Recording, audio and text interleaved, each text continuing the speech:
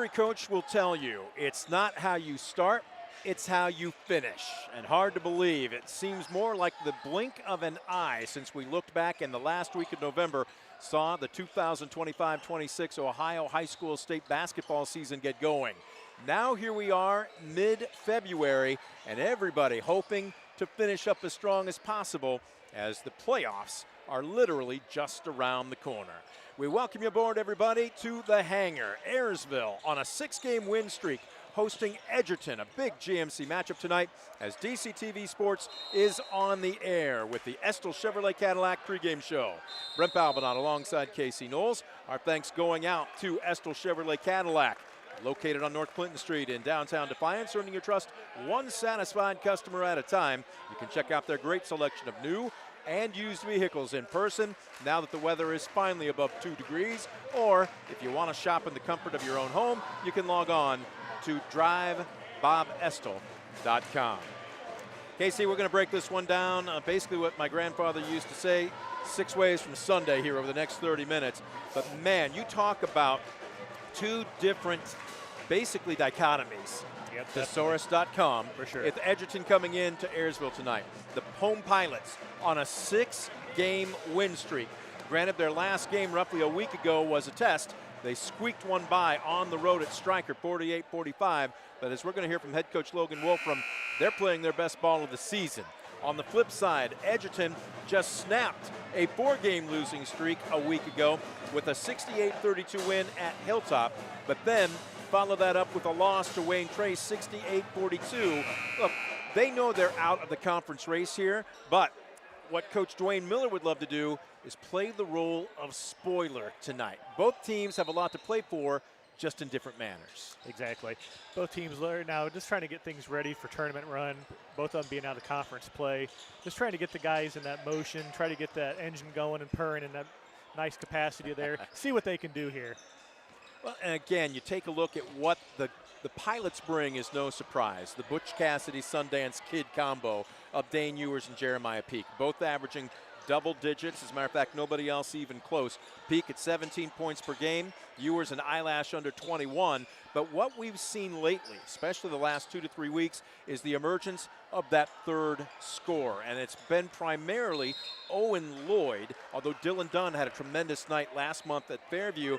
Coach Wolfram said, we're not going to be real picky. And we don't need one particular guy to come up with 16 or 17 themselves. But if we could get 6 or 7 amongst 2 or 3, then we've got the balance that makes this almost impossible to defend. Exactly. They got that two-headed monster that comes at you. And pick your poison there. Which one do you want to try to shut down? But, you know, they've got a couple other guys, you know, Dylan Dunn averaging 6, Owen Lloyd just over 5 there. And then Stanball comes in there averaging 3. So they have guys who are capable of stepping up and hitting those shots when needed, if Peak or if Ewers is having, you know, an off night. So I'll be curious to see tonight how Edgerton tries to defend that. Edgerton comes in with a guard-dominated starting lineup. Nobody really steps out at you. Maddox Baker, their point guard, is their leading scorer at an Eyelash under 10 points at 9.8. But other than that, they're going to try and slow things down. They don't want a track meet. If Ayersville gets downhill tonight, that is not what Edgerton wants. Yeah, they're going to want to slow things up here a little bit, try to take it a possession-by-possession game, make Ayersville earn their keep here, and try to see if they can't try to keep that game in the 40s. Because anytime it seems that Ayersville tries to get in that 50-plus, that's just a recipe for success for them. We're going to take a quick timeout. I had a chance to stop out at an Ayersville practice earlier this week and talk with Coach Logan Wolfram. Our player profile is, I don't want to call him an anonymous voice in the chorus because he does a lot of extra work. But what's the old phrase? Be a star in your role. That is what 6'5", 250-pound senior center Caden Booher does. He's there to board, box out, and wall you up. And he's into art, but I won't steal his thunder. We'll let him tell us everything he wants to know in his own words when we come back. We're back with more of the Estill Chevrolet Cadillac pregame show live from the Hangar right after this. You're watching DCTV Sport. Estill Chevrolet Cadillac is this area's new and used car headquarters, earning your trust one satisfied customer at a time. Estill Chevrolet Cadillac, North Clinton Street in Defiance, and online at drivebobestel.com. Welcome back. The Estill Chevrolet Cadillac pregame show is on the air. DCTV Sports presenting GMC boys basketball tonight as a 6-game win streak. We'll see if it extends to 7 at the hangar as the Ayersville Pilots welcome the Edgerton Bulldogs. Coach Wolfram joining us right now. Let's rewind before we preview. You okay with that? Yep. 6 games, all W's underneath your belt. What's been the key for the success basically over the last month? Yeah, we've been playing really good basketball here the last month or so. Offensively and defensively, we've been doing some really good things. I think one thing we've really done is picked up our defensive pressure. We saw that in the Tenora game when that first quarter was a little lax, and then ever since then we've been playing some pretty good defense. Stryker gave us some issues on Saturday, but luckily we came out, didn't play great. Credit to them, but came out of there with a win. So we're being a little bit more efficient and effective on the offensive end, and then just picking up the defensive end pressure, which is definitely helping. There's 2 key areas that we can start there. I want to start on the area that basically doesn't make the highlight reels at 6 and 11, unless maybe you come up with a big block or something like that. Yep. But defense, and I had circled that Fairview game as the line of demarcation. Prior to Fairview, you were giving up 62 points per ball game. Yep. Post Fairview, 54. Yep. What has been the difference? Yeah, I think our kids are just buying in a little bit more. They bought in early on in the season, and early on in the season, you look at our schedule, was pretty tough. But they're starting to buy in and understand what we're trying to do on the defensive end. And really on the defensive end, everybody thinks offensively, which it does, starts with Jeremiah and Dane. On the defensive end, you have to start it with Jackson Stamball and Owen Lloyd. They're going to get the toughest matchups for us every night, and they've excelled at their role here as of late. And it starts with those 2 guys. It's easy to go to Butch Cassidy and the Sundance Kid, and I will in a second, but let's give the devil his due. Jackson Stamball got affectionately nicknamed by those 2 in the last postgame, the Pest. Yep. And I told him, I said, do you realize that? And he goes, sure, why not? And I'm like, wrap both arms around it. Yep. You don't get many players nowadays that want to make that their signature. Yep. What is it about his mindset? Yeah, I mean, he's just a tough kid who just wants to guard, and more so, he wants to win. He is an absolute competitor, whether it be in practice, fighting with Jeremiah and Dane. Same thing with Owen Lloyd. I mean, he has a little bit of that pest mentality, and we're getting that in Evan a little bit as well, where he's going to guard the other team's best player as well some for us if Jackson or Owen get in trouble. So it's nice that we have 3 guys that aren't our 2 best offensive guys to throw at their best offensive players. But they take pride in their defense, and like you said, it's hard to find that, and it's fun to coach. Let's flip back to the offensive side. Again, the last contest that we were here, that Tenor game, started in 2 completely different manners for your 2 leading scorers. Yep. Peak, the ball wasn't falling, but shooters got to shoot. That's the mindset that you've established with him. Dane didn't take more than 1 shot up until the 2-minute mark in the first quarter. He didn't score until sub 2 minutes. Yep. Both ended up with double digits, but both did it in different ways. Yep. Can you just talk about the basketball IQ? And I know you've used the phrase, you don't want either of those guys hunting shots. They've got to take shots within the frame of the offense. Yeah, and that's one thing. Credit to those 2 guys and their maturity from last year to this year. And we could probably watch some film, and I can show you some film where they maybe didn't shoot well or score well in the first half, and they made maybe folded a little bit in the second half. They're not doing that this year. If they have a couple points at halftime, they probably realize why they have a couple points, and their defense is on them. And they're finding open guys, and they're trusting their teammates a lot more. Let's talk about tonight's opponent. The Bulldogs come in. It's been a roller coaster season for them. They don't have anybody averaging more than 9 points per ball game. Maddox seems to be the straw that stirs the drink. Break them down for us. Yeah. I mean, looking at their roster, looking at their schedule, they have a pretty tough schedule. They play some good schools.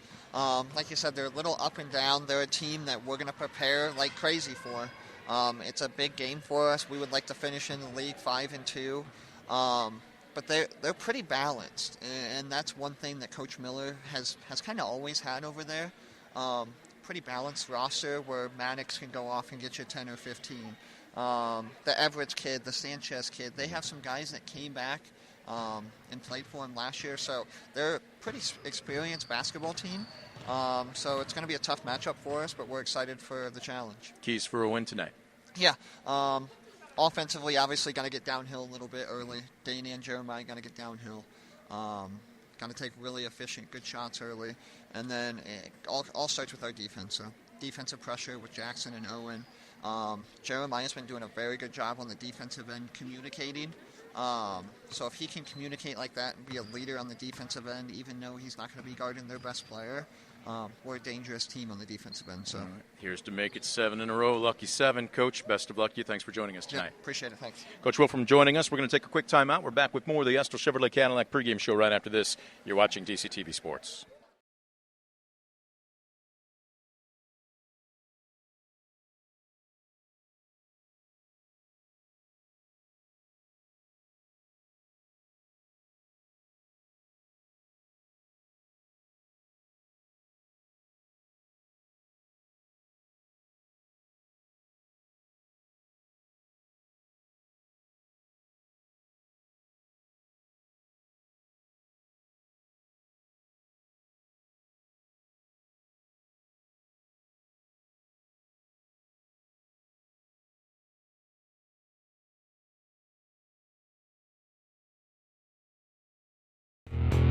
Estill Chevrolet Cadillac is this area's new and used car headquarters, earning your trust one satisfied customer at a time. Estill Chevrolet Cadillac, North Clinton Street in Defiance, and online at drivebobestill.com.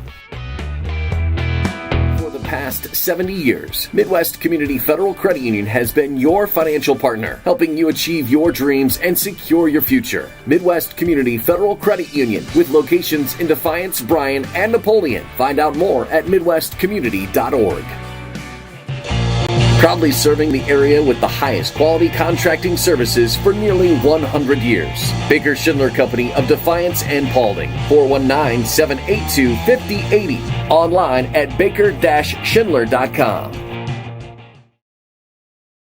Superior Credit Union, a not-for-profit member-owned financial cooperative. Visit superiorcu.com to find out more about joining the winning team at Superior Credit Union.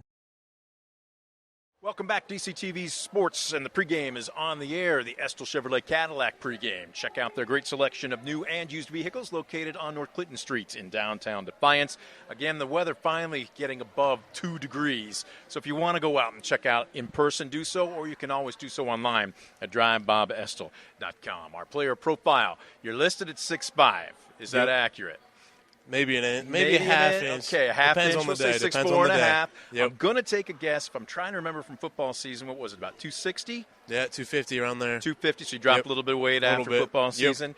Caden Boer, that is the voice that you are hearing right now. Senior, one of, 4, I think, on this year's Yep, roster? 4. And you worked your way back from injury from a Yep. season ago. Yep. Let's go ahead and rewind before we preview. You okay with that? All right. Anytime an athlete gets hurt, it takes you out of your routine, it takes you out of rhythm physically, but it can also do a number on you mentally. Oh, yeah. You screwed yourself up pretty good. As a matter of fact, that Yep. knee brace is still pretty heavy. It is. What did that do to you, and at what point in time did you say, okay, enough's enough, I'm going to hit the reset button?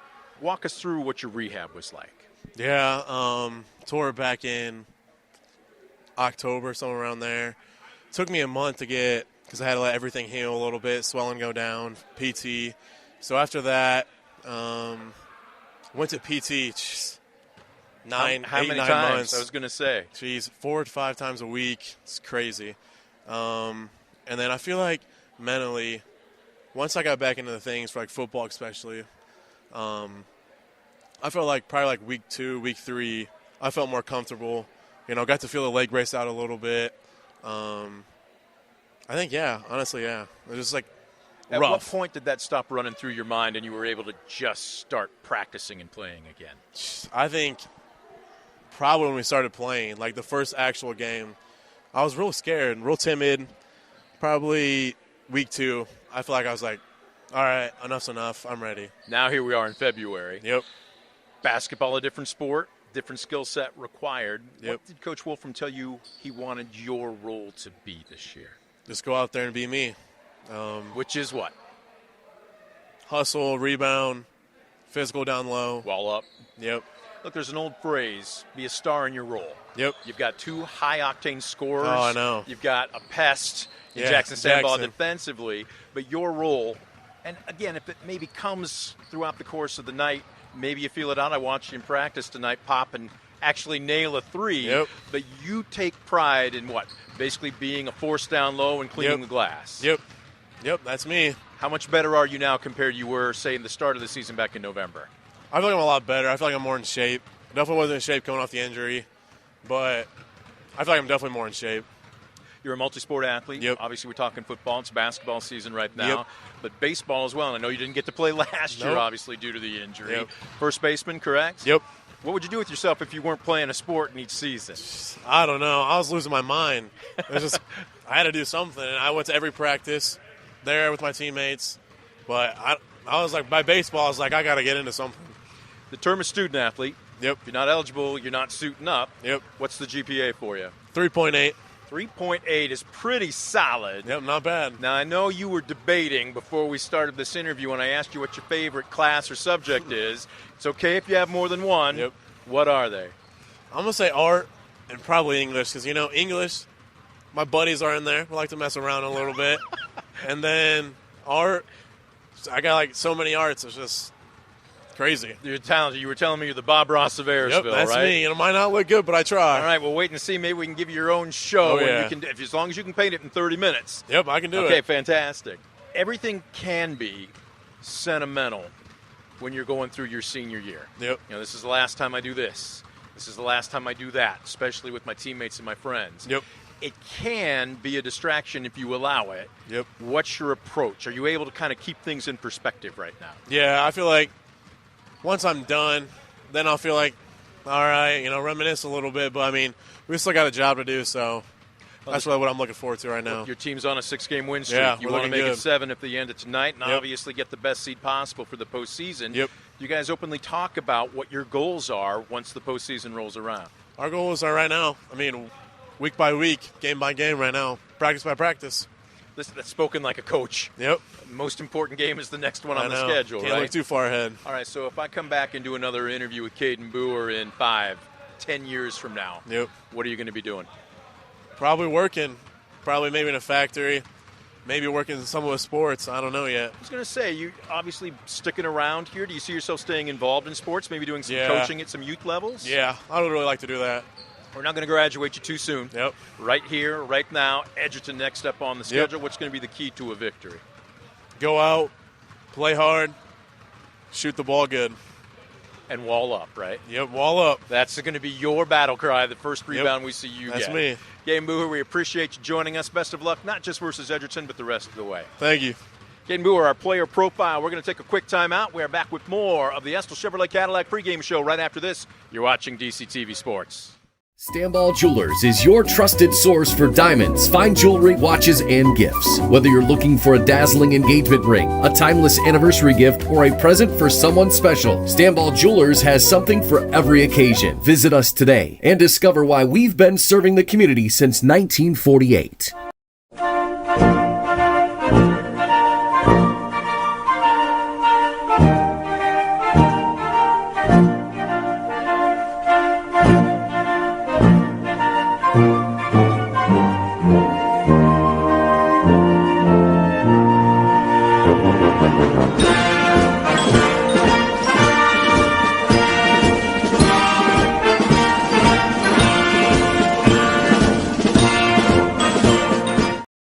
When a fire or natural disaster throws a penalty flag, let ServiceMaster Restore work for you. Anything from minor cleanups to complete overhaul and rebuilding. Contact ServiceMaster by McCann.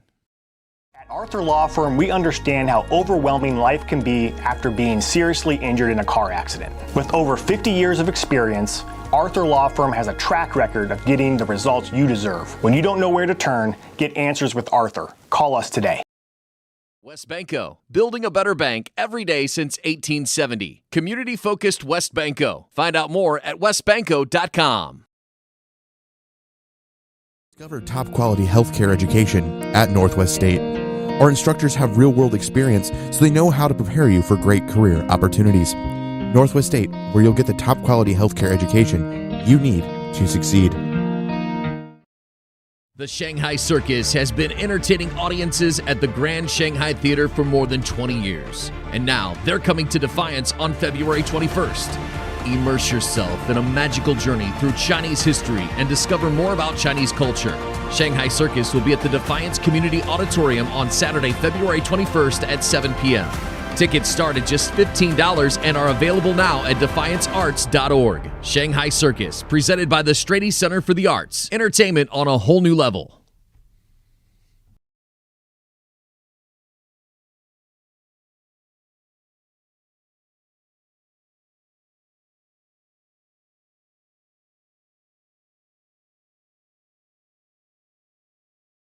The Bulldogs 9-11, 2-4. They snapped the 4-game losing streak a week ago.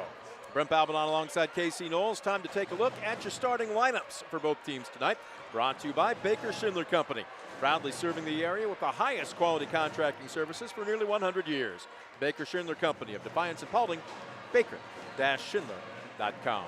Let's start with the visitors, led by head coach Dwayne Miller and company. And these are the following 5 he will send onto the floor to start tonight's contest. At the point, it will be Maddox Baker. Baker, the team's leading scorer. He stands in at just 5'9", the senior point guard, averaging 9.8 points and 3.7 rebounds per contest. At up guard, it will be Kellen Sanchez. Sanchez, a 6-foot junior. Sanchez averaging 8 points, 3.5 boards, and the team's leading assist man at 4.5 per contest. At the swing, it will be Parker Eldon. Eldon, a 6'2" senior. Eldon averaging 3.5 points, 3 boards per contest. Your front court as follows. Brady Everetts at the power forward.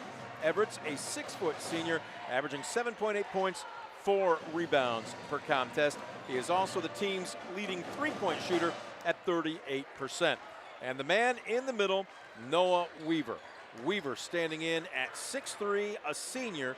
Weaver averaging 6 points, 3.5 rebounds per contest. On the flip side for head coach Logan Wolfram and the 12-6 Ayersville Pilots, the following 5 will take to the court to begin this evening's contest. At the point, it will be Owen Lloyd. Lloyd, the 5'10" senior, a distributor, plays some good defense. I think he's got more in him than the 2 points, basically 2 points per ball game. And we talked about this. Logan Wolfram has done everything but beg his his backcourt, especially Lloyd and Dunn, to be more aggressive. That doesn't mean hunt shots, but that means look for the shot that's within the frame of the offense that suits you. They just haven't been able to wrap both arms around it yet. Nope, not so far. But I think Lloyd is capable of doing that. The Bluffton commit there for baseball. He's definitely got the talent, got the capability. See if he can step up tonight, maybe help Peak and Ewers get that extra go there. At the off guard, it will be Dylan Dunn. Dunn, a 5'11" senior. Again, Dunn had nearly 20 points a month ago at Fairview. He averages 2 points, check that, 3.2 points per ball game and about a board and a half per contest. Then you hit your money man. At the swing, Jeremiah Peak, the 6'2" junior guard, team's second leading scorer, as he averages 16.5 points per contest. He also pulls down 5.5 boards per game. At the forward spot, Jackson Stambaugh. Stambaugh comes into this one averaging. He's 5'11". Yes, he's averaging 5'11", ladies and gentlemen. Some days it's 6'1", some days it's 5'9". He's 5'11". The junior guard is the defensive stopper. They have nicknamed him the Pest. You don't get guys very often that like that part of the game, much less want to make it the central focus of theirs. He does. Yeah, he gets after you. Kind of reminds you of the glove a little bit. Wow, Gary Payton reference being dropped on our pregame show here tonight. Rounding out the starting 5, the team's leading scorer, 6'4" sophomore center. He's more of a guard, but he can post up. Dane Ewers. Ewers averages just an eyelash under 21 points at 20.9, 9.1 rebounds. He also can dish. He averages 2.5 assists per contest. Those are the starters for both teams here this evening, brought to you by Baker Schindler Company. We're going to take a quick timeout. When we come back, we'll have the keys to the game. Don't you go anywhere. You're watching the Estill Chevrolet Cadillac pregame show on DCTV Sports. Estill Chevrolet Cadillac is this area's new and used car headquarters, earning your trust one satisfied customer at a time. Estill Chevrolet Cadillac, North Clinton Street in Defiance, and online at drivebobestill.com. For the past 70 years, Midwest Community Federal Credit Union has been your financial partner, helping you achieve your dreams and secure your future. Midwest Community Federal Credit Union, with locations in Defiance, Bryan, and Napoleon. Find out more at midwestcommunity.org. Superior Credit Union, a not-for-profit, member-owned financial cooperative. Visit superiorcu.com to find out more about joining the winning team at Superior Credit Union. Proudly serving the area with the highest quality contracting services for nearly 100 years. Baker Schindler Company of Defiance and Paulding. 419-782-5080. Online at baker-schindler.com. Back at the hangar, balls in the racks. They finished their warm-ups. Time for our keys to the game. Brought to you by Northwest State Community College. Northwest State Community College. Your key to great career opportunities begins with a great education at Northwest State. Visit northweststate.edu or call their admissions office at 419-267-1320 today. Let's start with the visiting Bulldogs of Edgerton. 9-11 overall, 2-4 in conference play. And again, what they need to do to walk out of here with the victory, and it would be an upset here this evening. First things first, as we wait for him to be flashed, keep the salsa mild. They do not want to get into a track meet, Casey.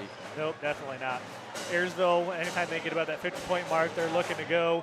Edgerton's got to keep those possessions to a minimum for Ayersville tonight to keep themselves in this ball game. And then, of course, no surprise, roll out the welcome wagon for Jeremiah Peak. He's going to have one, if not two, maroon jerseys on him wherever he goes this evening. Yeah, they got to take their chance here on which two-headed monster they want to stop. Do they want to stop Peak or do they want to stop Ewers? See what they come out with tonight in the game plan. Those are your keys for the visiting Bulldogs. On the flip side, for the Pilots of Ayersville, again, just the opposite. And Logan Wolfram mentioned this exactly. Play downhill. You got a board, but then they want to run. Yep, they're going to get that ball in transition there. Look to push, see if they can't get to 50, 60 points and do what they do and have Ewers and Peak get them points on the board.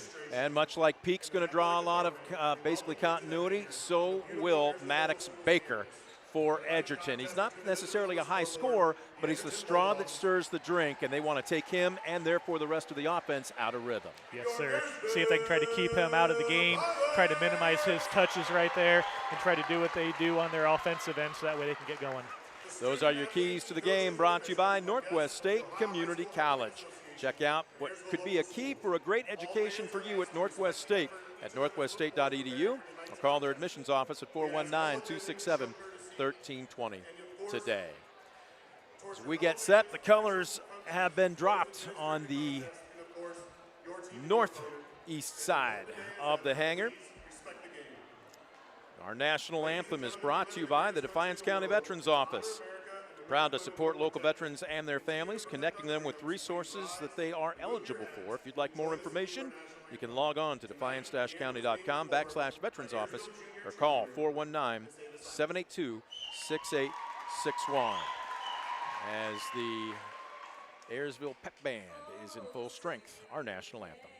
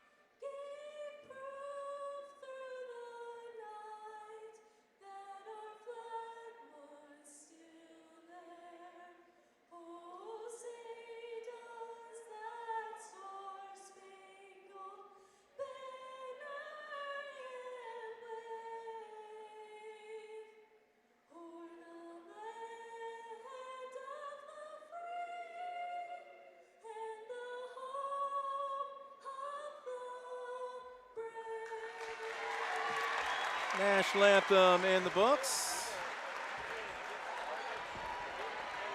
Not sure which one of the Spirit Squad cheerleaders that was, but she's catching her breath. Very nicely done.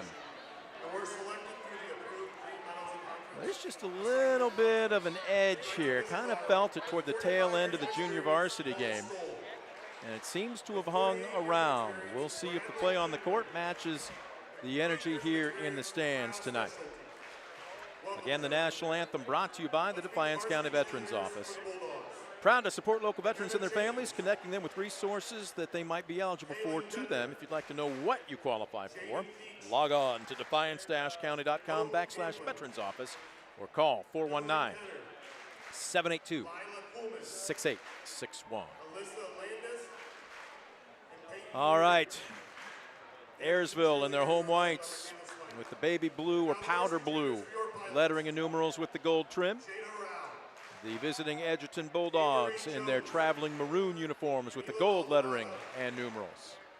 And of course, when you take a look at what's up next, both these teams playing basically 24 hours from now.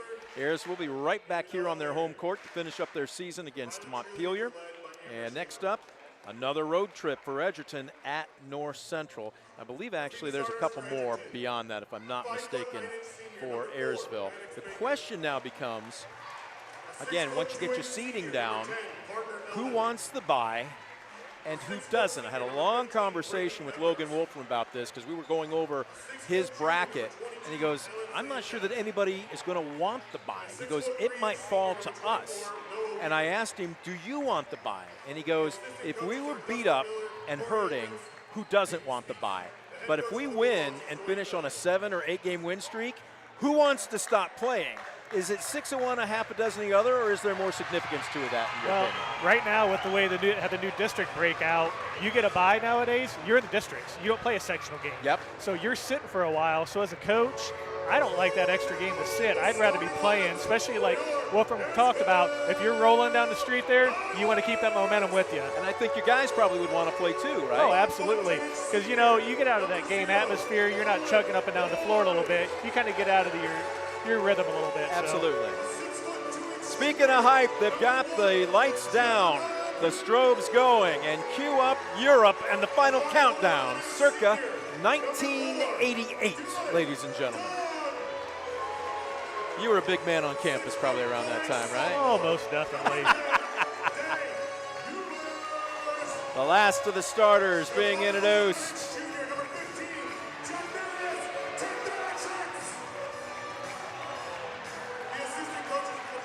Bob Ross Booher out there making sure he gives out the good high fives. He's painting a few happy trees and a few happy teammates alongside of him. They do it up right here, though, at the hangar as the student body, both young and old, both grade schoolers and high schoolers, set up that tunnel as the starters run through it. All right, we've been waiting a week of hype for 4 quarters of truth. Time to tip it off. The tip-off brought to you by Superior Credit Union, a non-for-profit member-owned financial co-op. Visit SuperiorCU.com to find out more about joining the winning team at SuperiorCreditUnion.com. Just like that. Not even 5 seconds into this ball game, Ayersville wins the tip. Peak on a dead sprint and lays it up and in. Beautiful tip-off play right there. Nice little give and go off that. Peak finished nicely. On the drive, the dish down low, Baker. They kick it back out up top. Ayersville starting off the game in a man-to-man. Your officials tonight, we've got an experienced crew. Paul Stoll, Bradley Keener, and Kyle Steckschulte. And we have a foul way off the ball. Jackson Stambaugh, the pest, picks up his first of the ball game. Yeah, he was a little ways out there. I'm not sure coach is going to be happy picking that foul up about 40 foot away from the basket. He knows one gear. He loves defense. He loves making your life miserable as the opposition. And guess who's drawing? Maddox Baker. I'm sure no surprise there. Nope. Backing it up, now kicking it into a second gear, stopping middle of the paint. Sanchez can't get the roll. Ewers with the board. He's fouled on the breakaway, and I believe this is going to be Sanchez.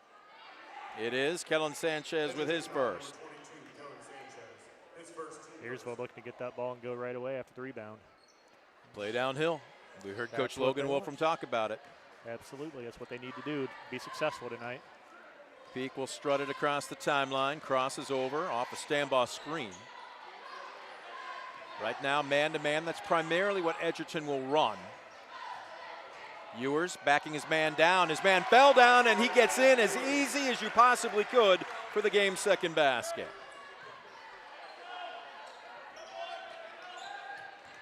For nothing.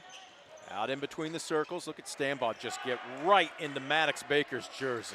Give him no room at all. He's going to be there all night. Crossing over, top of the key. And this is a bit more of the offensive tempo that Edgerton wants to run, although nice aggressive move. Shot off the mark by Everett. Second chance, no good. Third chance will not fall, but he'll head to the line. Foul's going to go against Peak, his first, team foul number 2. Couple offensive rebounds there, help Edgerton get some shots there. Everett's to the stripe. He's just a 59% free throw shooter. Toes the line. First is on the way. It's long.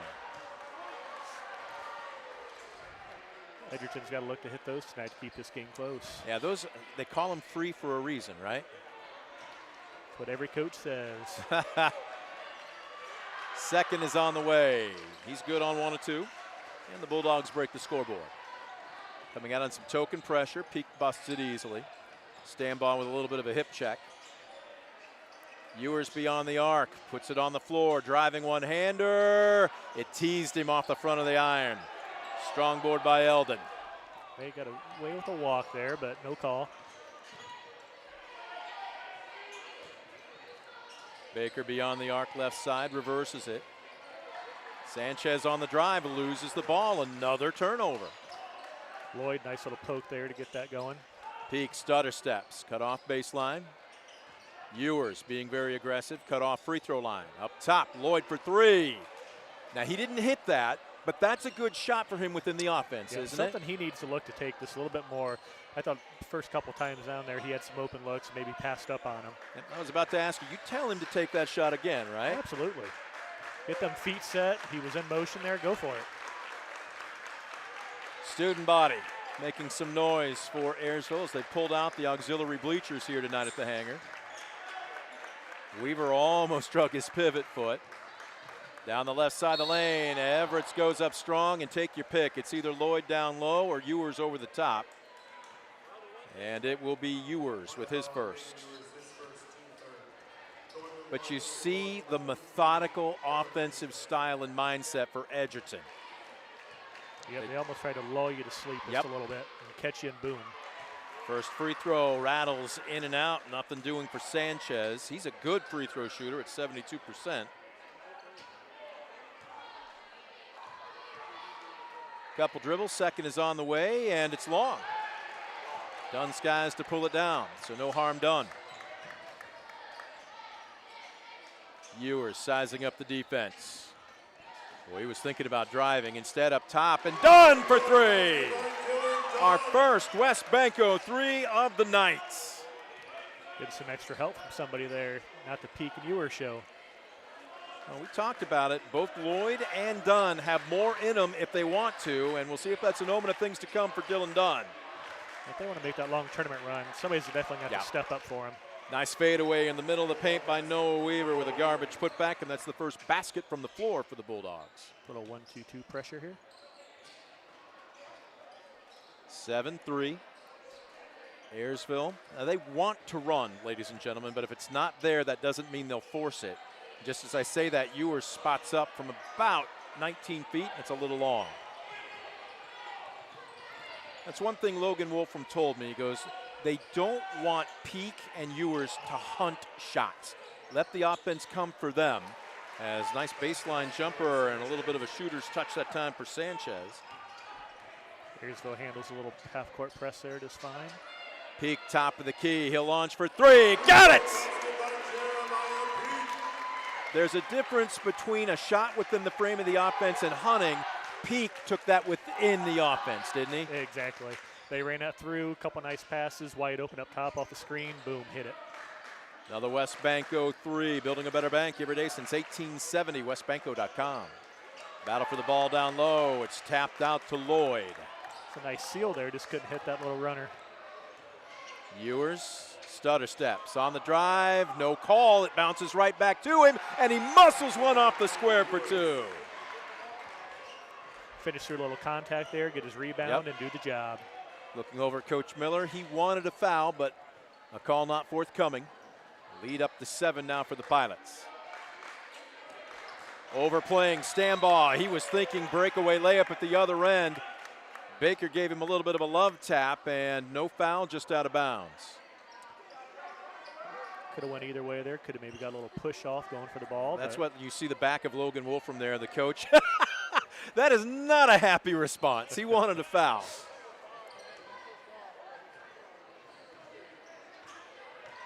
Baker in between the circles. Stambaugh gives him a little room. Weaver, their big center, he's not a threat from beyond the arc. But now they'll post him up. They've got Peak on him. Edgerton can work anything around here, try to lull him, and then here they go. Everett's down the left side of the lane. Ewers got a piece of him, and now Dane Ewers has picked up his second. Oh, my. Could be a huge foul right now. That is very big. See how Coach Wolfram decides to play this here. Is he going to maybe bring him back in the second quarter? Is he going to make him sit the rest of the game? Boy, his reaction was not a happy one. No, sir. He's going to sub for him as the first free throw attempt is long for Everett. He's now 1 for 3. He's upset with himself. As Evan Wolfram will check in, and Dane Ewers will take a seat on the bench. You know, sometimes you got to remember, he's only a sophomore. He's still young yet. Here's where if you just stay vertical, you're probably going to alter the shot, aren't you? Exactly. As long as he is, he can definitely have that capability of making people try to adjust. A little pinball there off of Wolfram, off of Lloyd, out of bounds off of Ayersville, and it will remain Edgerton ball. It's like a hot potato there. Yep. Bounce pass, low post, muscling up. Everett's a little too strong. Peak finally secures the rebound. Quick outlet. Here's the pace that Ayersville wants. Good transition D, though, by Edgerton. 5 maroon jerseys get back. A good, nice job of getting back, not giving him any type of look. Dunn, nice dribble drive, kicks it out to Peak for another West Banco 3. Starting to feel it. He's got 8 points, 6 of them from beyond the arc, and it's now a 10-point Pilot lead. Sanchez drives baseline, cut off by Lloyd. He's falling out of bounds. He stepped out of bounds. Lloyd thought the foul was on him, but nope, no way, young man. You played good D. Kept his body vertical there, and just lost his balance out of bounds. Well, again, with Ewers picking up his second foul at the 2:44 mark, first quarter. This is where you're going to need Evan Wolfram and really the rest of the Ayersville bench to play more than spot minutes. Dunn will step into a 3, nothing doing, and a lot of bodies watching. Stambaugh tips it to Dunn, up top to Peak.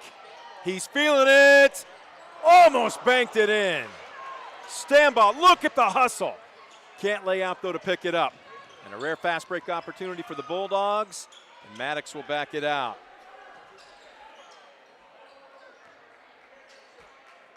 Checking into the ball game, Mason Eldon, number 12. A little bit more height on the floor. Stands in at 6'2". Edgerton, a little bit of a drought here. Haven't scored in about the last 3 minutes. Low post move. Weaver got a good look. He got the seal, but he couldn't get the friendly roll. Here comes Stambaugh. Lloyd, bullet pass to Dunn. Into the middle of the paint, back out. And a good job to reset. Under a minute left to go here, first quarter. Wolfram for 3, and the Draperies swish. A West Banco 3, and not to say they wouldn't love points out of him, but anything from number 33 is a little bit of gravy tonight. Definitely come off the bench like that, hitting a big shot. Helping with Ewers sitting. Weaver unchecked for 3. It's off the mark, and now we'll see if Ayersville wants to work for the final shot of the quarter with 22 seconds left as they cross the timeline. And it looks like that's exactly what they're going to do. Yep, Coach Wolfram trying to put him in place here. Peak, they're going to screen for him. He does have his dribble available if he wants it. Gets the mismatch. Boy, Weaver switched on him, and that is a mismatch, and Peak didn't take it. Instead, he'll go to the corner, and Wolfram from the right and now the left side. Look at that, number 33 off the bench with 6 points and a big boost in their sails as the first 8 minutes come to an end, 21-5. We'll take a quick timeout. We are back with quarter number 2 right after this. You're watching DCTV Sports. Stanball Jewelers is your trusted source for diamonds, fine jewelry, watches, and gifts. Whether you're looking for a dazzling engagement ring, a timeless anniversary gift, or a present for someone special, Stanball Jewelers has something for every occasion. Visit us today and discover why we've been serving the community since 1948.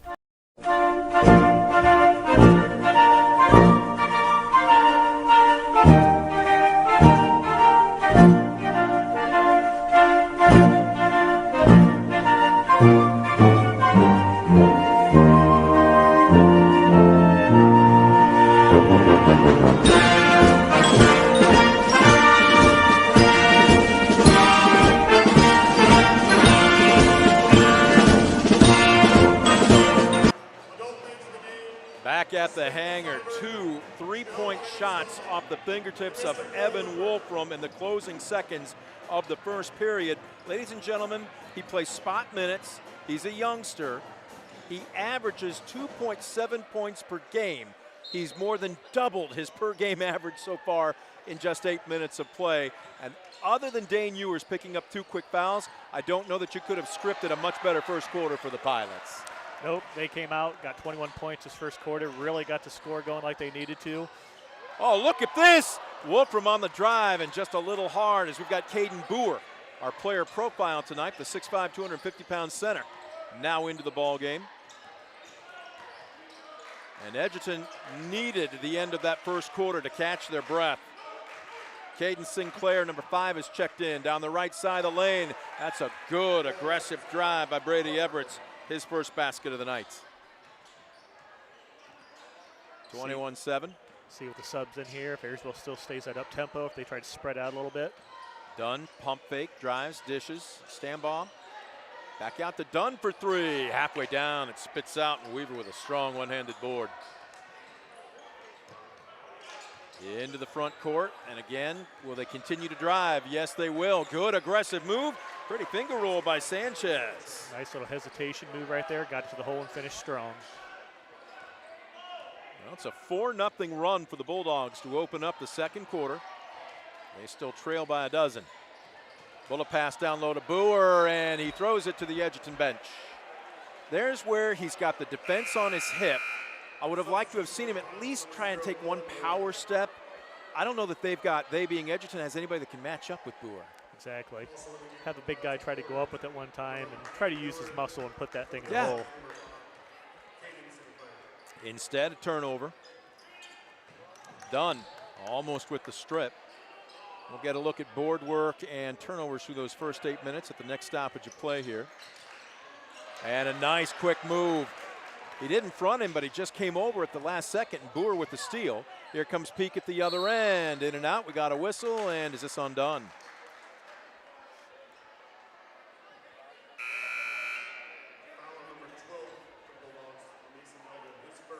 This is going to go against Mason Eldon of Edgerton.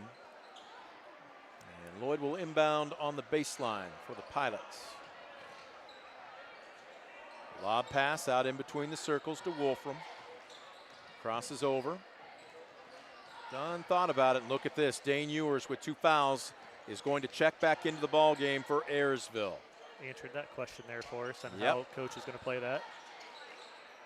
Lloyd, pump fake. This Red Sea parts, but he lost the basketball.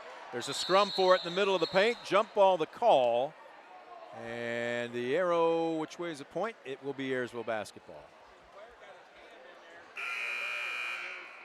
Boer will check out. Ewers will check in. Substitution, Maddox Baker checking in for Caden Sinclair for Edgerton. Lloyd will inbound. They call it a blob. Baseline out of bounds play. Ewers going to work. Falling out of bounds, but gets rid of it. Good ball reversal. working its way around the perimeter. They flash Ewers, low blocks, turns around, fades away. Got to be careful. Boy, he very nearly picked up his third foul. Almost came up and gave that little push in the back there, trying to get that. Pilots yet to score here in the second quarter. 2.5 minutes in here. It's a 4-0 run for Edgerton. Weaver drives in, fades away over Peak. He altered that shot, and now we're going to have a reach-in foul. And I believe this is going to be against Everett's. Kind of got the tail of 2 quarters going here. Yes. First quarter totally favored Ayersville getting out and going, and now this one's slow, grinding to a halt. Ayersville sluggish on offense. Edgerton's got to like that. Dunn will walk it right up the middle of the court. Eldon will wait for him.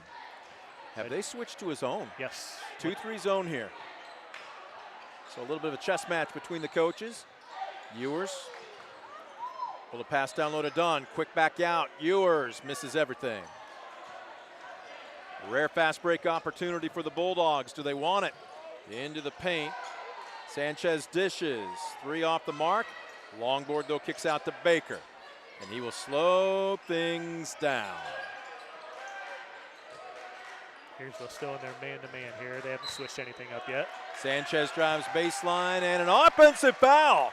Boy, Grady Wolfram I thought was about to be guilty of reaching in, and instead the look of surprise on Kellen Sanchez's face. He's just picked up his second.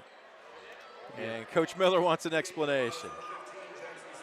Got him with a little bit of shoulder, trying to drive in there, create some space for him. Edgerton in the 1-2-2 extended zone here. Peak up the near side, now picks up his dribble. So the 1-2-2, break down the purpose of the 1-2-2 versus the 2-3. 1-2-2, you can get out on your shooters more around the perimeter, which is what really killed Edgerton that first half there. Speaking of shooters. Peak hits it. Doesn't matter. He was out there a good 25 foot and hit that one there. That was a heat check. It's his third West Banco 3 of the ball game. First points of the second quarter, coming in about the 4:12 mark.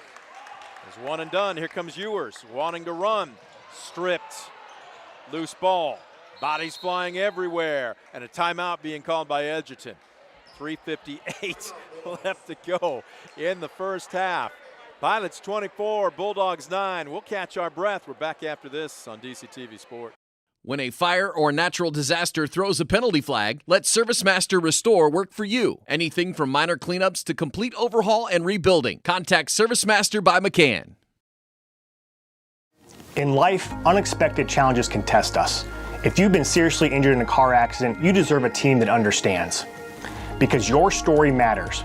Call Arthur Law Firm today. We'll fight for you every step of the way. 3:58 left to go in the first half. Good wide shot of the hangar. Seats just over 1,500 people. Small gym, definitely got some atmosphere to it. And right now, the home fans watching their host Ayersville Pilots lead 24-9. Picking up their first points of the second quarter on a Jeremiah Pike 3. Last trip down, as that's a good pump fake, and Brady Everett drives in. He's got 2 of his team's 3 baskets here in the second quarter. Yep, nice ball fake, split the defenders, finish up there. Cuts the deficit to 13. Ewers picked up his second foul early in the first quarter and hasn't really found his offensive rhythm yet. Edgerton switched out of that 1-2-2 zone, back in man now. Ewers on the drive, jump stop, middle of the paint, muscles up in between a triple team, tries to tap off the miss, and it's out of bounds off the Bulldogs. Ewers showing some frustration. And we're about to have a substitution here, or are we? Logan Wolfram was pointing at his bench, but nobody is up yet. Stand ball. Peak, top of the key, look out! Off the heel of the iron. Down the near side, Eldon slows it down, picks up his dribble. Baker being picked up by Wolfram. Stambaugh is now on Mason Eldon. Into the high blocks, nice move. Ball though deflected. Good block there. Yep, no call, we play on. Peak slowing it down. Ayersville needs to get a good possession here, try to get back on track. Boy, Lloyd thought about pulling the trigger, elects not to. Stanball, not so much an offensive threat. Most of his offense comes off of his defense.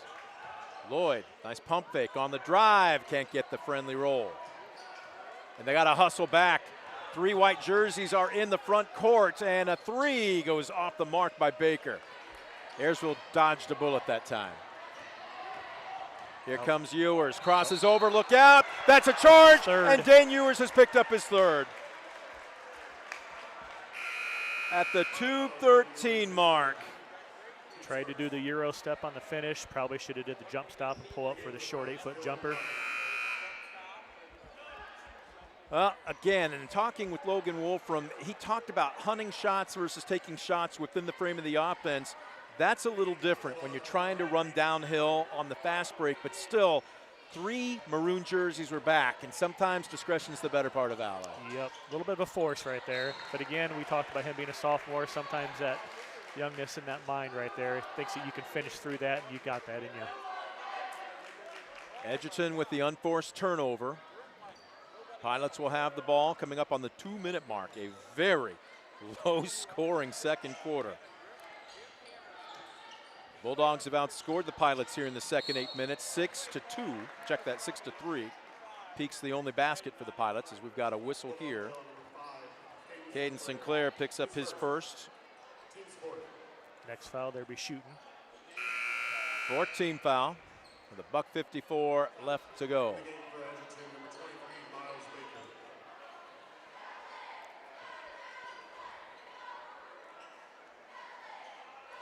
Lloyd lobs it in.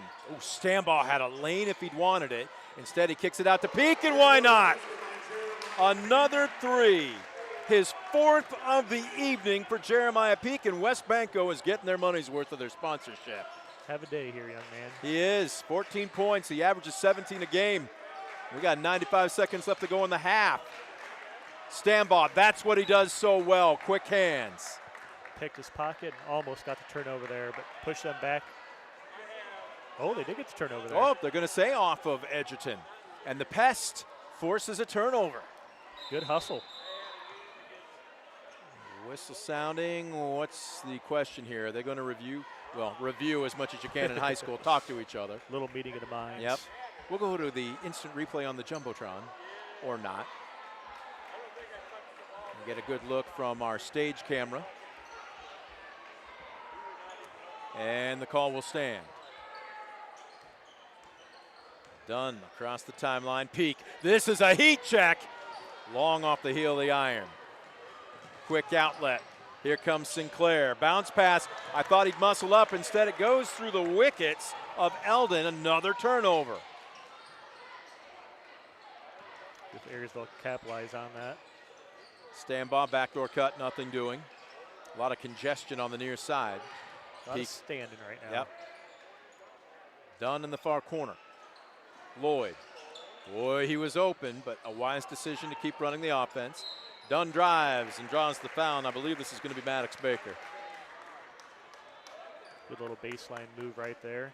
Got past his defender. Help side got there a little late. All right, stand corrected. It's going to be Mason Eldon, his 2nd. Dunn will head to the charity stripe. Dylan Dunn, a 52% free throw shooter, rattles home his first. Ayersville will be shooting for the last minute of the ball game. Any fouls here? Edgerton hit that 5 mark for the team fouls. Dunn with 4 points on the evening, looking for 5. Trying to stretch the lead to around the world, and it will not. So the lead remains 17. Top of the key, Stanball right in the jersey of Everett. Long 3, Baker catches the front of the iron, and look who dropped down to pick up the board. Jackson Stanball. All over the floor right now. Yep. He just does the things that so many other players just don't want to. None of it glossy, all of it gritty. Coaches love that, though. Those are little difference makers in the ball game. You can do things like that. A little 3-man weave action in between the circles. 14 seconds left to go in the half. Peak's got his dribble if he wants it. They got to get their offense moving. 7 seconds. 6. Top of the key. They'll reverse it. Lloyd from 22 feet out. That one bricks. Done at the buzzer. It won't go. And we have played through the first 2 quarters of tonight's contest. Well, a low-scoring second half. But when you score 21 in the first quarter, you can advance yourself a little bit of leeway. Pilots 28, Bulldogs 11. We'll take a quick timeout. We are back with your Midwest Community Federal Credit Union halftime show. Don't you go anywhere. You're watching DCTV Sports. WestBanco, building a better bank every day since 1870. Community-focused WestBanco. Find out more at westbanco.com. Discover affordable transfer opportunities at Northwest State. Start here and save thousands on tuition. Our advising team will help you get your credits transferred. So don't wait another minute. Get started today. The Shanghai Circus has been entertaining audiences at the Grand Shanghai Theater for more than 20 years. And now they're coming to Defiance on February 21st. Immerse yourself in a magical journey through Chinese history and discover more about Chinese culture. Shanghai Circus will be at the Defiance Community Auditorium on Saturday, February 21st at 7 p.m. Tickets start at just $15 and are available now at defiancearts.org. Shanghai Circus, presented by the Strady Center for the Arts. Entertainment on a whole new level. Estill Chevrolet Cadillac is this area's new and used car headquarters, earning your trust one satisfied customer at a time. Estill Chevrolet Cadillac, North Clinton Street in Defiance, and online at drivebobestill.com.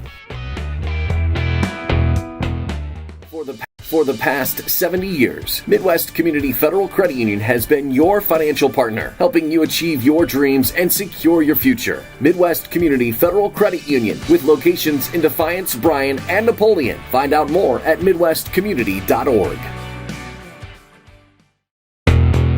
Estill Chevrolet Cadillac is this. The Hackies basically toss at the half. This is really a cool thing that they do every single ball game. Get it to the center or as close to the center, and you're winning yourself $75. And our very own Josh Bush, the man of the evening tonight. Selfless, he said he does it for the kids. The man, the myth, the legend. Absolutely. Doing a bang-up job as our director tonight as well. Time for our Midwest Community Federal Credit Union halftime show. Midwest Community Federal Credit Union, helping you achieve your dreams and secure your future. Visit them in Defiance, Bryan, or Napoleon. You can check them out online at midwestcommunity.org. Let's start with our Arthur Law Firm Stat Tracker. If a serious injury from a car crash puts you on the injured reserve list, call the personal injury attorneys at Arthur Law Firm, serving Northwest Ohio for more than 50 years. Get the compensation you deserve and back in the game with your winning team at Arthur Law Firm. Whoa! And a half-court shot falls. Basically, they asked, should the crowd give him a second chance? They all said yes, and he just turned that into some cold, hard cash. Money in the bank. Well, young man, future pilot, Coach Wolfram will say, all right, let's suit him up right now. All right, 28-11, the current pilots with a 17-point lead right now. Let's run through your stats. Let's start with scoring. Leading all players this evening, Jeremiah Peak. He has 14 points on the night, including 4 WestBanco three-pointers, and he's been balanced. 6 points in the second quarter, 8 in the first quarter, and some of those have been heat checks. Oh, yeah. They were downtown. He was making sure he was flying high in the hangar. Man, really nobody else close after that. 6 points off the bench for Evan Wolfram, 4 points for Dylan Dunn, 4 points for Dane Ewers. And I was about to say it's not necessarily who has scored, but who hasn't. For Ayersville, the sophomore Dane Ewers picked up his second foul with almost 3 minutes left to go in the first quarter. He picked up his third foul with about 2 minutes left to go in the half. He has had to sit for much of the first 16 minutes. Yeah, you've seen the Pilots offense slow down there that second quarter, and you have to attribute some of that to him sitting there on the bench with foul trouble. With that said, next man in, right? Wolfram off the bench with a couple of threes. Matter of fact, he should have 8. He missed a point-blank layup, but when needed, there's been good supplemental support by the rest of the team. Yeah, we talked about that a little bit before the game there about who's going to step up and help the two-headed monster kind of score, and so far Wolfram's been that man. On the flip side for Dwayne Miller and the Edgerton Bulldogs, balance but not very much in the way of scoring. Brady Everett has 2 baskets from the floor in the second quarter. He's 1 for 4 from the free throw line. He leads the Bulldogs with 5 points. 4 points for Kellen Sanchez and a deuce for center Noah Weaver. That is it. The tempo of this ball game seemed to favor Edgerton in the early going. A very low-scoring second quarter, but again, when you score 21 points in the first half, you can absorb just a 7-point second quarter. Is the tempo maybe a bit more what Edgerton wants despite being down by 17? I think so at this point. Edgerton, that second quarter, they kind of took over, held Pilots in check there. The big thing is, though, they have to finish. They're getting some shots. They're getting to the basket, but they are just not putting the ball in there. In the second half here, they've really got to start making their bunnies. A couple 3-point shots maybe fall here and there, and they try to get back into this ball game. Yeah, you don't have, I was about to ask you that. You don't have an issue with the shot selection for Edgerton, but at the end of the day, they got to go through. Correct. Yep. It's not how, it's how many. And right now, how many isn't going in? What do you have for board work and turnovers for both teams? Okay, first quarter there, the Pilots came up with 8 total rebounds, 2 of them being offensive. The Bulldogs pulled in 7 rebounds that first quarter, 3 offensive. Second quarter there, the Pilots had 6 rebounds, 2 of them being offensive. The Bulldogs had 9 rebounds, 1 offensive. For the half, the Pilots had 14 rebounds to the Bulldogs 16. So the Bulldogs are doing a good job of out-rebounding, but, of course, not putting in the hole. That doesn't really navigate a whole lot there for you. As far as the first quarter there, Pilots had no turnovers, and that helped them get out early with the 21 points. Bulldogs had 2. Second quarter, though, they started turning that ball over a little bit. Had 5 turnovers to the Bulldogs 4. So a total of 5 turnovers that first half there for the Pilots to 6 for the Bulldogs. There we go. That's our board and turnover work for both teams. Those are your Arthur Law Firm Stat Tracker stats. What we're going to do is take a quick timeout. When we come back, we'll get set for third quarter action. Pilots 28, Bulldogs 11. You're watching DCTV Sports. Proudly serving the area with the highest quality contracting services for nearly 100 years. Baker Schindler Company of Defiance and Paulding. 419-782-5080. Online at baker-schindler.com.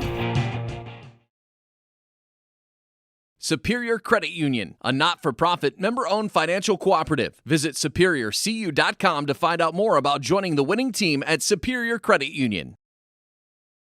Stambaugh Jewelers is your trusted source for diamonds, fine jewelry, watches, and gifts. Whether you're looking for a dazzling engagement ring, a timeless anniversary gift, or a present for someone special, Stambaugh Jewelers has something for every occasion. Visit us today and discover why we've been serving the community since 1948.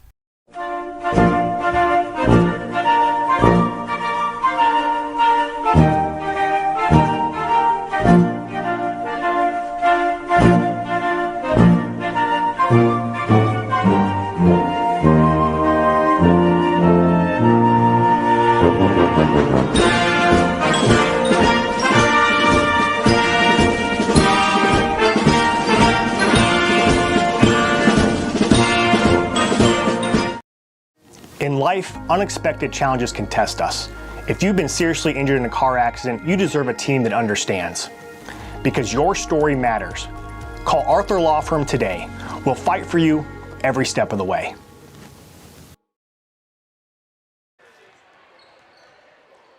There we get a good look at the Ayersville bench. Well, that is a lot of talent right there, ladies and gentlemen. Got that squad just looking to make that long tournament run right there. 1/4 of that in foul trouble, though. You saw Dane Ewers.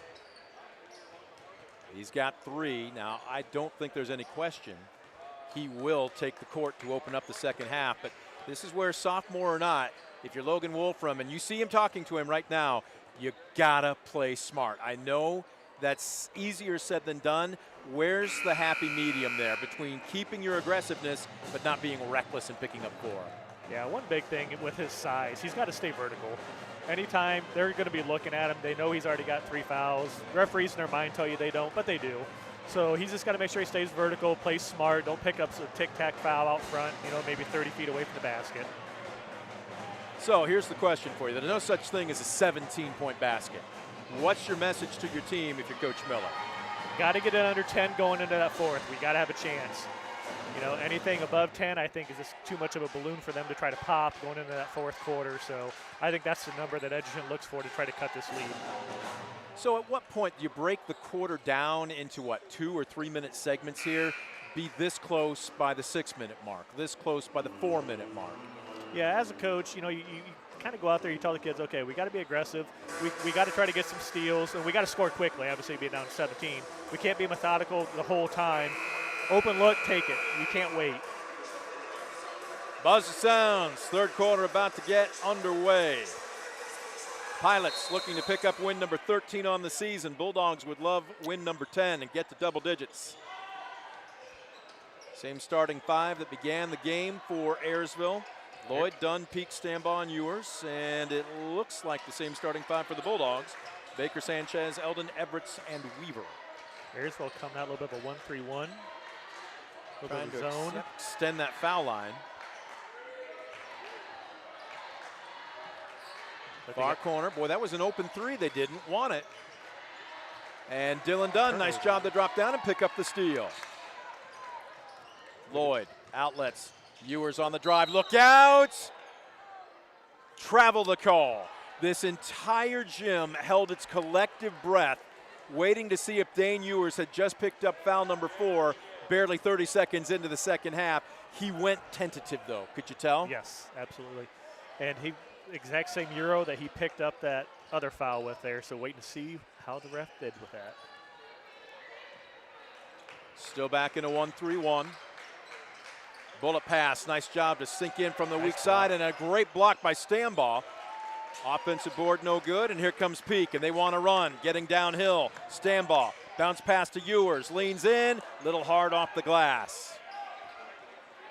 He was a bit more aggressive on that drive, but again, KC, not the same that we're used to seeing when he's not in foul trouble. No, it looked like he took a little bit different angle there. He was trying to avoid the contact, maybe thinking that if he did hit, he'd pick up that foul, maybe with the charge, the way they're calling him right now. Swatting at the ball, got to be careful. Offensive board. Sanchez kicks it out. Well, Stambaugh almost jumped that lane and had himself a steal. Pilots back in a man now. Everett, Baker, scoreless on the night, their leading scorer. Nice dish, though. Give him the helper on that one, as that's just beautiful two-man action. Everett's with the lay-in. Yep, jumped up the hedge there on that screen, and nobody catched him on the slip. First points for either team here in the second half. Lead cut to 15.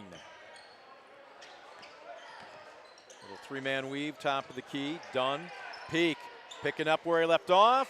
Off the mark. Ewers with the board. Oh, my. He gets hooked and taken down. Baker.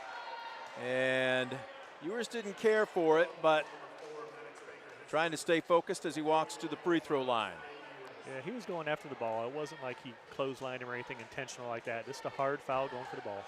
Well, how often do you see a guy that might be struggling from the floor try and jumpstart their offense from this very spot, and Ewers drains his first free throw? Dane Ewers, a very good free throw shooter at 73%. He'll get another. And cannot get the friendly roll. So the lead remains 16. Sanchez crosses over, but is cut off by Lloyd. Baker kicks it back out. Pilots staying in this man-to-man. Good deep penetration that time by Everett, but again cut off. Oh, nice rip-through move. That was cagey by Kellen Sanchez. He's got 6 tonight. Great footwork right there. Kept that pivot foot stationary the whole time. Ewers through and finished. On the baseline drive. Count it, and one coming. What a difference between that drive and his first 2 semi-tentative drives to open up the half. Yes, he definitely went in with authority on that one. He wanted to make sure he was going to finish. Foul will be charged to Weaver, his first. Ewers looking to complete the three-point play. Short. And look at that. Stambaugh just rips it away from Weaver. Ewers on the drive again. Talked about him, the little things that he does. Yep. He's going to drive baseline. Cut off, stripped, hits the deck. Here come the Bulldogs. Rare fast break opportunity. Baker, charge on the call. his second. That's where some guys have to realize, even though you're going downhill 110%, you've got to do that little pull-up jumper. Got to throw that in your repertoire. That's a lost art anymore, isn't it? Correct. You don't see that much at all. At barely 6 foot, I had no choice but to develop a pull-up jumper. Of course, I played in a league, too, where our point guard was 6'6". Give you just an idea. Got some trees there in your league. We did. That was a long time ago. In a galaxy far, far away. Ewers trying to muscle up against the double team. Boy, the official gave it to him. They had him walled off, and I can understand the frustration there of Caden Sinclair. Edgerton did everything they wanted to right Yep. there. Doubled down, kept him pivot his foot around, kept his back to the basket, and he got away with one. Back to the line. Seems like he's making a living there, and in and out. He's having an off night tonight. Is that 1 for 4? So far, yes. Try and make it 2 out of 5. He cannot. Wow. Stays at 31-15.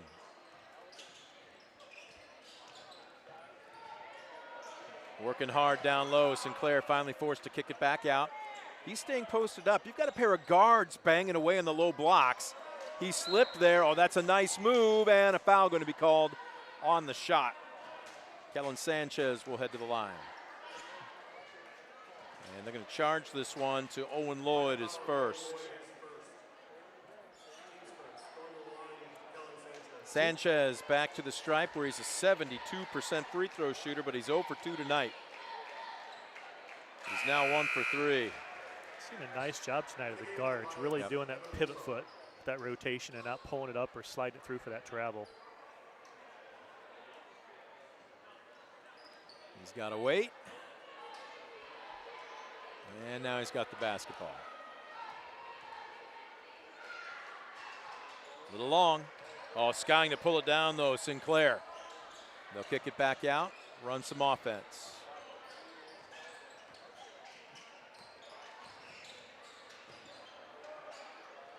Stand ball. Johnny on the spot. There's where most of his offense comes from. Give him the steal, give him the breakaway left basket. Nice little fleece out front there.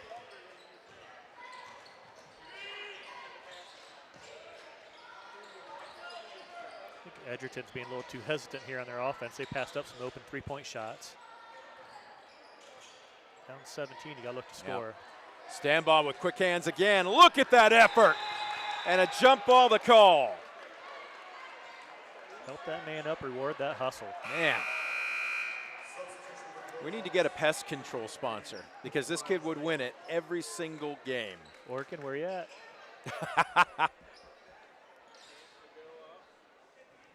Arrow points to Ayersville.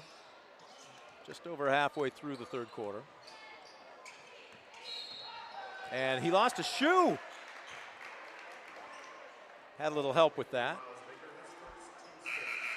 Foul is going to go against Miles Baker, his first. Not something you see every day. Nope. Didn't phase him at all, did it? Nope. Kept right on moving. Ayersville will be shooting 2 the rest of the quarter here with 5 fouls for Edgerton. Stand ball, a little short. Couldn't get the friendly roll. Jackson, a 65% free throw shooter. If Ayersville hit their foul shots, they could spread this game out quite a bit. Absolutely. They've left a lot off the board from the charity stripe. It's been anything but charitable. Wow. As he's 0 for 2. 6 missed free throws so far tonight for Ayersville. And they still have more than doubled up Edgerton. Eldon releases the basketball. Nice drive, nice dish. Back to Eldon, corner 3, nothing doing. Peak with the board. He wants to run. Makes a nice decision to slow it down and dish. Wolfram wide open for 3. Off the mark. Peak gets it right back to him. Number 33, he wants to drive. Can he take a 2? He made that a little more difficult than it needed to be. Yep. He double clutched. Oh, look at that, quick hands. It does lead to a steal by Dunn. 2-on-1. Dunn finishes the fun. Way to get the hands on the ball out front there. Calls that turnover, and then they finish strong. 35-16. The lead now 19 points. Edgerton is struggling here offensively, trying to get anything going at all. That would be an understatement. Sinclair cut off baseline. Sanchez drives, stripped away from behind by Lloyd. Dunn 1-on-4, slows it down, and they'll run some offense. See if they look to get the ball in Peak's hands here. He hasn't did much this quarter. Scoreless so far in this quarter. Lloyd. Dunn on the drive. Nice rip through. Goes up strong. He can do that more than he chooses to. That was a beautiful move. Nice jump stop, kind of like what we talked about earlier, that lost start. Got him up in the air and finished up there with a nice little bank. He's got 8 on the evening. It is a 21-point Ayersville lead. 37-16 with 2:05 left to go in the third quarter. We'll take a quick timeout. We're back with more at the Hangar right after this on DCTV. West Banco, building a better bank every day since 1870. Community-focused West Banco. Find out more at westbanco.com. We get a good look at the Ayersville huddle. They are in cruise control right now. On the flip side, body language says a lot right there. You can just see a little bit of slumped shoulders, gassed. Edgerton. Again, it's not that they've played necessarily that poorly, KC, but Ayersville has just played that well tonight.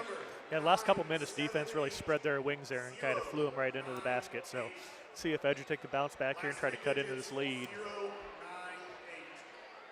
It will be Bulldog basketball.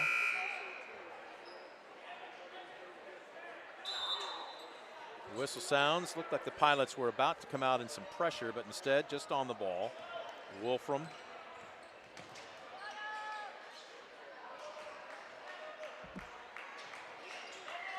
Pilots in their man. Wow, Baker's going to launch a long three, and that's off the mark as Ewers is back in the ball game. Bullet pass. Boer down low. Big man left it short. Got to have more confidence there, young man. Yes, sir. One more dribble right there, and you could have finished through. The other end, shot altered. Sinclair rips through a double team. Dishes, middle of the paint. And it's been that kind of night. Eldon's bunny won't fall. Doing everything they can to get to that basket. Just the won't go offensive down. Rebound, just nothing going after. Sometimes you just have those kind of nights, don't you? Yep, that lid won't come off that basket no matter how hard you try. Left wing on the drive. Boer's there to wall him off. Eldon finishes with a left hand. There's a much-needed basket right there for Edgerton. See if they can capitalize on it. Just the 7th point of the third quarter. Came Boer. out. Oh, you're going to think about it? And he had a little love tap from behind. He popped and drained a three in practice on Wednesday. And everybody hooped and hollered and went crazy. If you watched our player profile with him during the Estill Chevrolet Cadillac pregame show, he said that's not his game. His job, and the coaches made that clear prior to the start of the season, get down low, clean the glass, wall up. And he almost drains his first free throw. And the big man coming off a knee injury. Yep. He missed all of last year. Not just one season, all of last year. Second is on the way, and he over-adjusted.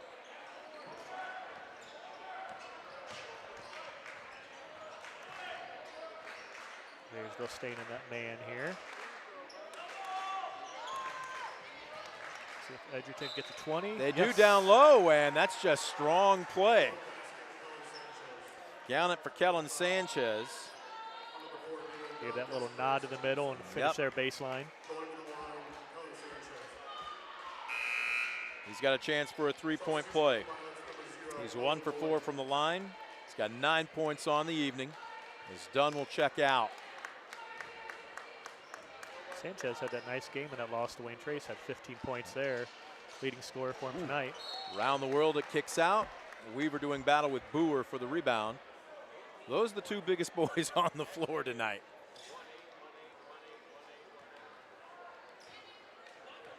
Under a minute left to go, third quarter. Are they going to try and trap Peak as he crossed? They do not. And what are they in here? Is this a sagging zone? This is that 1-2-2. Yep. trying to trap a little bit, maybe towards the corner. Ewers drives baseline, cut off, and is he fouled? Nope, he walked.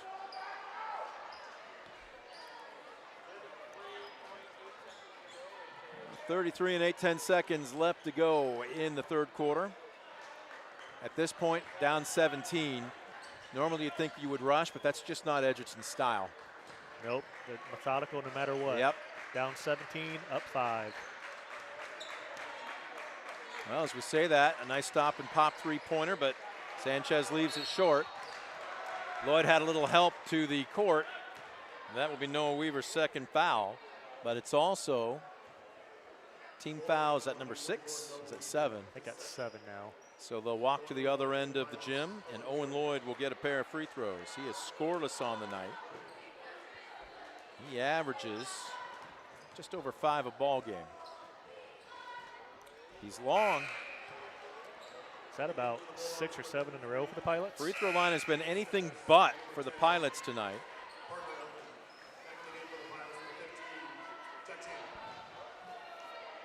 Right now, tonight, by my book, and I'm pretty sure I'm official here, they are 2 for 11. Now make it 3 for 12. And yet, still up by 18. Yeah, most times you think shoot 33%, you're not going to be in a ball game, but nope. They're getting it done in other fashions. Baker working against Wolfram. 4 seconds left in the quarter. Tries a wraparound pass. Lloyd with the steal. Buzz of sounds. 3 quarters are in the books. Defensive-oriented third 8 minutes of basketball, but adding to their lead. Ayersville 38, Edgerton 20. We'll take a quick timeout. Fourth and final quarter when we come back. You're watching DCTV Sports. West Banco, building a better bank every day since 1870. Community-focused West Banco. Find out more at westbanco.com. Discover top-quality healthcare education at Northwest State. Our instructors have real-world experience, so they know how to prepare you for great career opportunities. Northwest State, where you'll get the top-quality healthcare education you need to succeed. The Shanghai Circus has been entertaining audiences at the Grand Shanghai Theater for more than 20 years. And now they're coming to Defiance on February 21st. Immerse yourself in a magical journey through Chinese history and discover more about Chinese culture. Shanghai Circus will be at the Defiance Community Auditorium on Saturday, February 21st at 7 p.m. Tickets start at just $15 and are available now at defiancearts.org. Shanghai Circus, presented by the Strady Center for the Arts. Entertainment on a whole new level. Final 8 minutes put up on the scoreboard clock. We welcome you back to the hangar in Ayersville. Pilots up by 18 over visiting Edgerton, 38-20. Logan Wolfram and company entered tonight's contest at 12-6 overall, 4-2 in the GMC. Visiting Bulldogs 9-11, 2-4. They'll back it out. Baker, team's leading scorer for Edgerton, scoreless so far tonight. And the average is about 10 a game. Would not have guessed that coming there. No. He's a struggle, like as the team has in general. Anything to get going. Again, slow, very methodical. Every pass has a meaning, every cut has a purpose. But the problem is it's not an offense designed to score a lot of points quickly. As Sanchez on the drive, we have a foul, and take your pick. They say 14? 15. Stambaugh picks up his second. That third quarter there, Peak was held scoreless, and Ayersville still able to pull away a little bit. Yep, still added a point to their lead. Baker really being dogged by Stambaugh. On the ball, tied him up, almost stripped him. Oh my! Stambaugh, Baker came down on him hard. I think he took a knee to the chest, and wow. And again, that's just a lot of aggressive play. And we're going to hope that Jackson Stambaugh is okay. Yeah, both of them got a little physical going after that ball there. Yep. Tension's got a little high. Again, Coach Zartman, who's also the trainer, leaning over him. Originally, I thought Stambaugh was on his side when Baker landed on him, so I'm not sure if it's a chest issue, if it's a shoulder issue, but they're keeping him still right now. He's talking to him. He is conscious.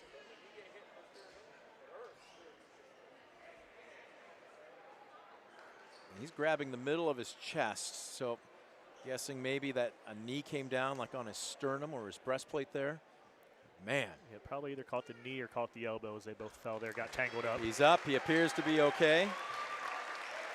And he gets a well-deserved round of applause. And they're going to walk him over to the bleachers and check him out a little bit more. Little precautionary measures there just to make sure nothing goofy's going on. He'll have a nice bruise. There'll be a blackberry there, probably by tonight, if not tomorrow morning. Yep. That's the way he plays, though. Just incredible. Very, very tough. Trying to slap the pest away. I wouldn't be surprised if he's back in before the end of the game. Ewers, top of the key. Wolfram is checked in now with Stambaugh out. Lloyd thought about a three. They'll swing it left side. Ewers, who has struggled tonight, just 7 points. He's played the night in foul trouble. Really never been able to get into a rhythm. Wolfram with 6 off the bench.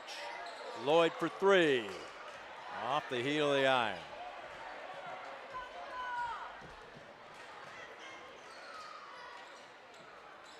Good ball reversal. Top of the key. A little bit of a love tap there as Sanchez had a lane but didn't take it. Boer trying to front, and he's going to be guilty of reaching in. Trying to get around there and didn't have any help side defense on him. Just a little hung on too long.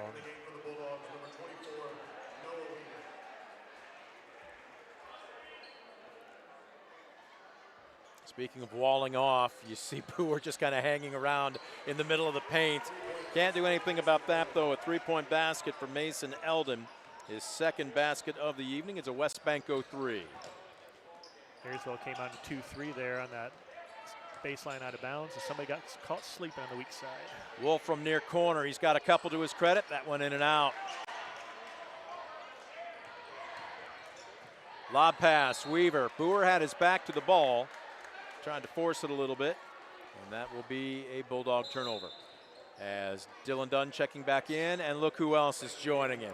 Jackson Stambaugh. That didn't take long to get him cleared. Nope.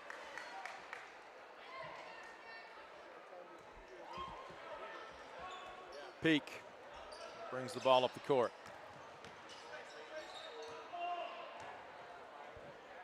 And just milking a little clock right now. Edgerton's did a good job of keeping Peak quiet here the second half. Very much so. Matter of fact, he's scoreless, and yet they're down by 15.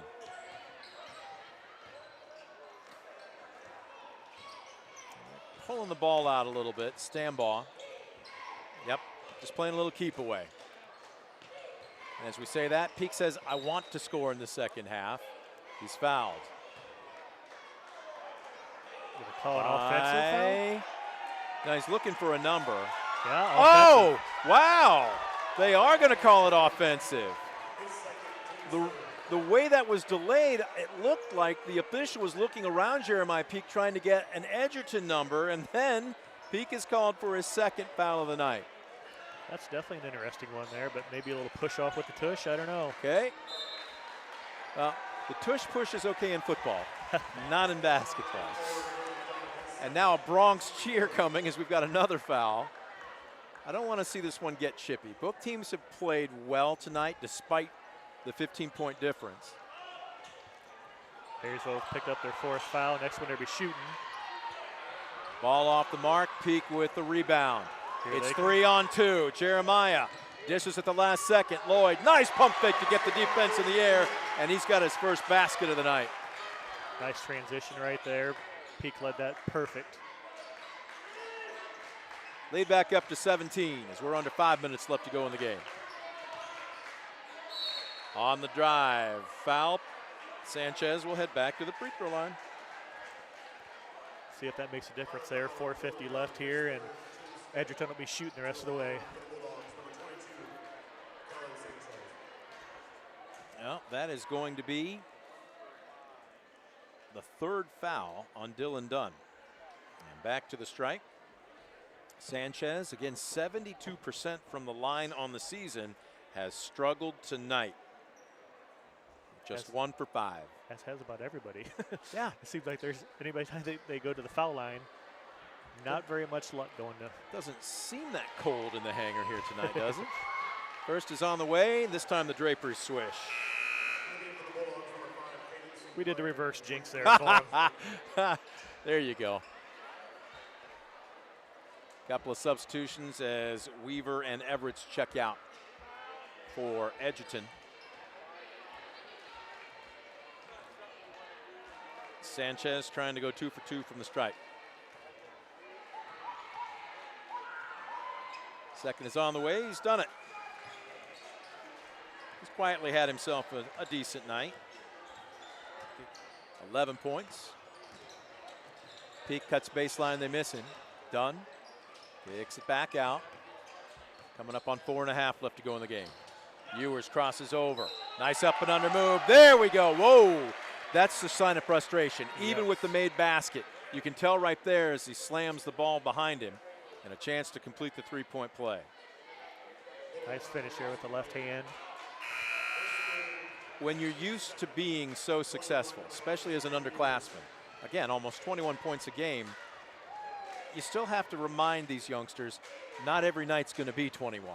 Correct. Especially getting in foul trouble. Don't try to force things. Don't try to make the game so much about you. Just play through, especially with the lead the way you've got right now. Oh. Oops. Stambaugh coming out and still playing tough D. Hits the deck. And they're going to call him for the foul. That's his third. I think Sanchez suspected him coming up behind, so he did a little stall and kind of caught him off guard. So they go to the line, see what happens. Well, if you like free throws, the next 4:30 are going to be for you. Sanchez hot off 2 for 2.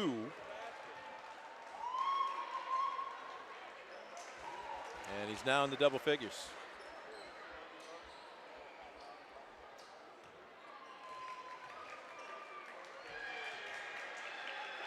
Second is on the way. Got them both.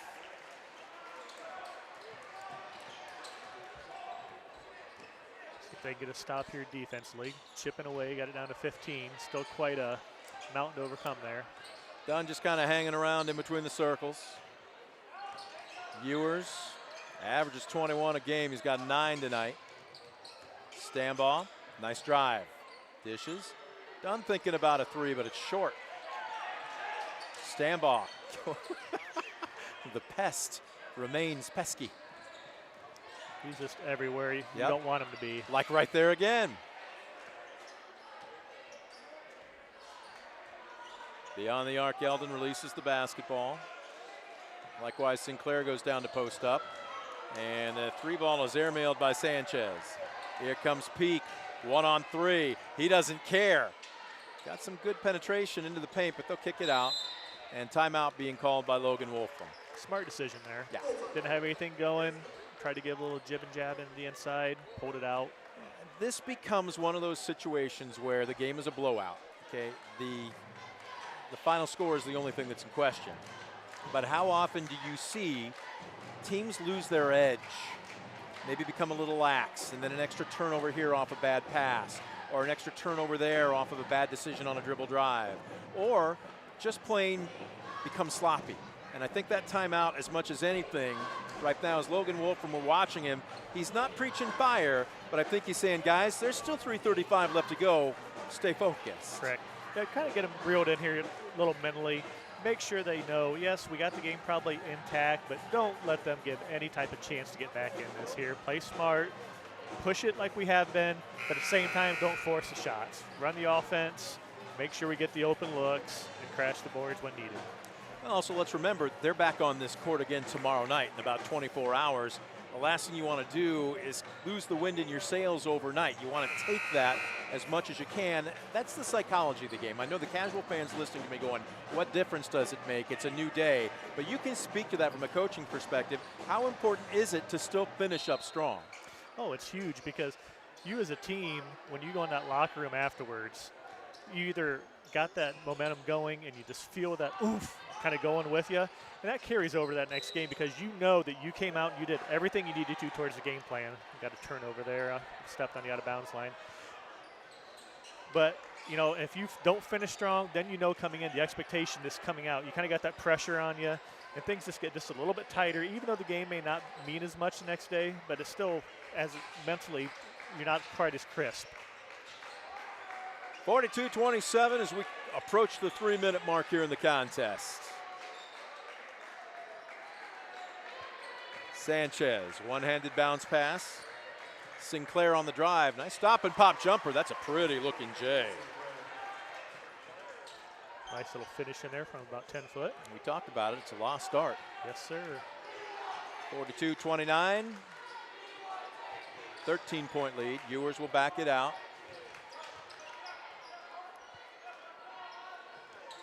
This one never really in doubt from the very end of the first quarter. Stanball looked like he slipped, but nice job to keep his balance. Spread the floor here, doing a little weave. Yep. Take the air out of the ball a little bit. See if you can find a mismatch, maybe catch him sleeping, look for a backdoor cut. Yep. And right now, just keep the clock rolling, which is what they're doing. Yeah, because the biggest thing at the other end, you bump, they're shooting foul shots. Points on the board with the clock stopped. That's your enemy right now if you're Ayersville. Well, just, what were you saying? Reach and foul by Sanchez. With 2:07 left to go, that's his third. That is only team foul number 3.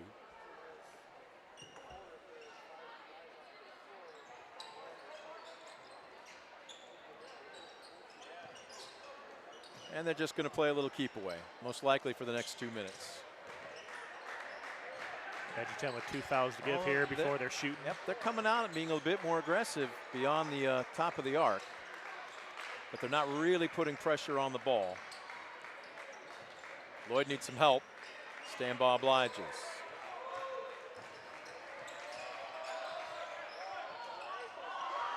And it pays dividends.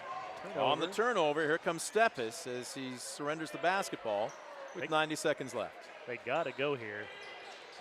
Taking almost 15 seconds off the clock, just trying to get some offense here.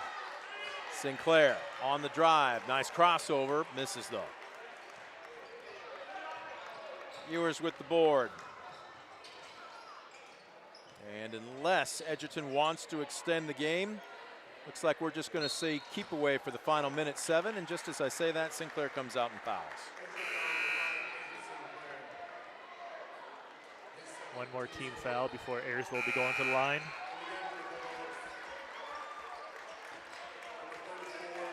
Well, the second half here, just kind of a slow bleed for Edgerton.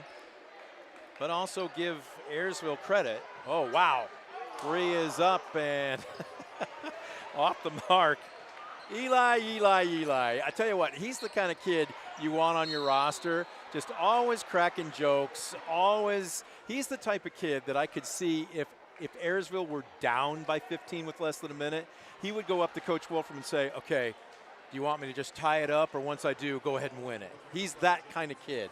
You got to have those. They keep things interesting for your squad. He is something. Look at him. He's down there joking right now. He picked up the foul. I'm sure he's telling Jeremiah, hey, I'm in the books. Oh, Lordy. First free throw is off the mark, by the way. The struggles continue here from the line. Second is up and rattles home. I believe this is Anthony Thiele, a junior. That's clearing the bench time here for Coach Wolfram. Yep, he's going to the bench. We're going to see wholesale substitutions, and he actually asks for a timeout. Kind of like a line change in hockey. So here come a fresh 5. Braylon Yunker. Who else is coming into the ball game? Number 12, Grady Wolfram. 20, Kobe Brown. And am I missing anybody else? Number 2, Alex Sigler. Whoops, and a steal and a turnover. And then picking up his dribble, Miles Baker's in a world of trouble. Had to get rid of it in a hurry. Thiele.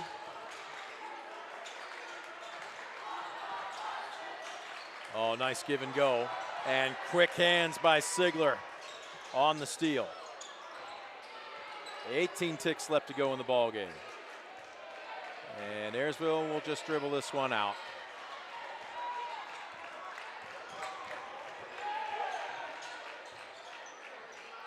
Whoops, late pass. That was not an over and back, and that's going to do it. Final score, Pilots 42, Bulldogs 30 with the win. Ayersville now 13-6 overall, 5-2 in conference play. The Bulldogs fall to 9-12 and 2-5.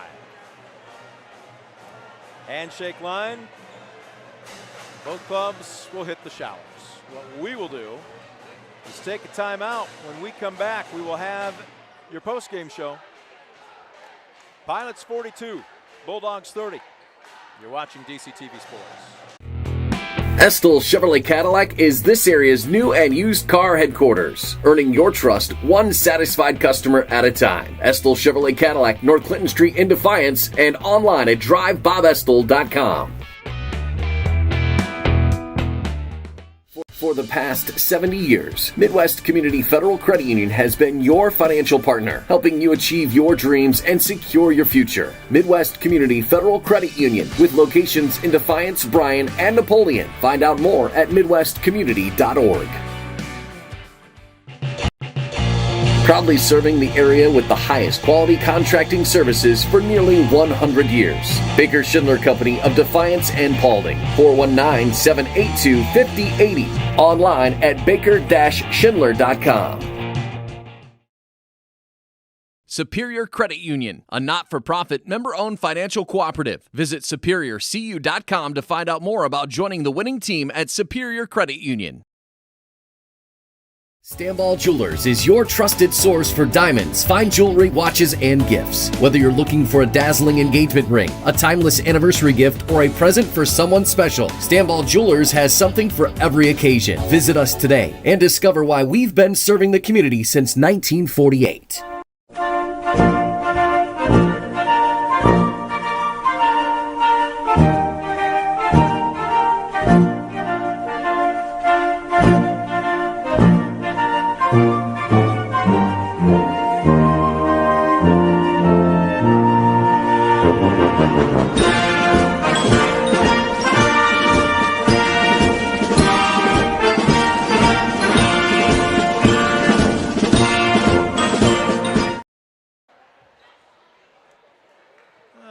Still buzzing a little bit here as we've got a big GMC matchup that sees Ayersville take care of Edgerton tonight. Winner by a dozen, 42-30. And with the win, Logan Wolfram and company now 13-6 overall, 5-2 in the GMC. Coach Dwayne Miller and his Bulldogs, again, it's been a roller coaster season. They fall to 9-12 and 2-5 respectively. Time to take a look at your Arthur Law Firm Stat Tracker stats. If a serious injury from a car crash puts you on the injured list, call the personal injury attorneys at Arthur Law Firm, serving Northwest Ohio for more than 50 years. Get the compensation you deserve and back into the game with your winning team at Arthur Law Firm. Let's go ahead and start with scoring totals. KC has board work and turnovers in just a second. How about this? He had 14 at the half. What if I told you, despite not scoring a single point in the second 16 minutes, Jeremiah Peak for Ayersville still leads all scorers with 14. Quite the stat to think about right there. He didn't necessarily be a stat stuffer tonight. He scored when they needed to, and at the same time there was balance here this evening. But he finishes with 14. The team's other leading scorer, Dane Ewers, the 6'5 sophomore, he averages 21 a game. He picked up his second foul with just under 3 minutes left to go in the first quarter. He picked up his third with a little over 2 minutes to go in the second. He never was able to get his offense on track tonight. He finishes with 9. 6 points off the bench for Evan Wolfram. 6 points for Dylan Dunn. 3 points for Owen Lloyd, and a deuce for Jackson Stamball. On the flip side for the Bulldogs, they did have one player in double figures. Kellen Sanchez got hot from the free throw line in the second half. He finishes with 13. 7 points for Brady Everett, and then it drops off considerably after that. Mason Eldon with 5, 2 for Caden Sinclair, and a deuce for Noah Weaver. Oh, yes, absolutely. We only have one headset, so we got to take you one at a time, gentlemen, one at a time. Owen Lloyd throwing them on. Right there's his best side, so mug to that side right there. Let's bring your headset up. All right, sir, can you hear us okay? Yep. Fantastic. All right, walk us through this one because you guys started hot. 21 points in the first quarter is exceptional. You were on pace to score almost 90 tonight. But with the style, and especially the offense that Edgerton runs, just kind of rock you to sleep. Yeah. And it's easy sometimes to maybe lose your edge, maybe make a few mental mistakes. You guys did not tonight. Were you prepared for that? We were very prepared, I think. It was just a mentality of staying down and not fouling them. Make them make shots over us. It got a little chippy. It got very physical. The pest next year is going to get his chance to talk.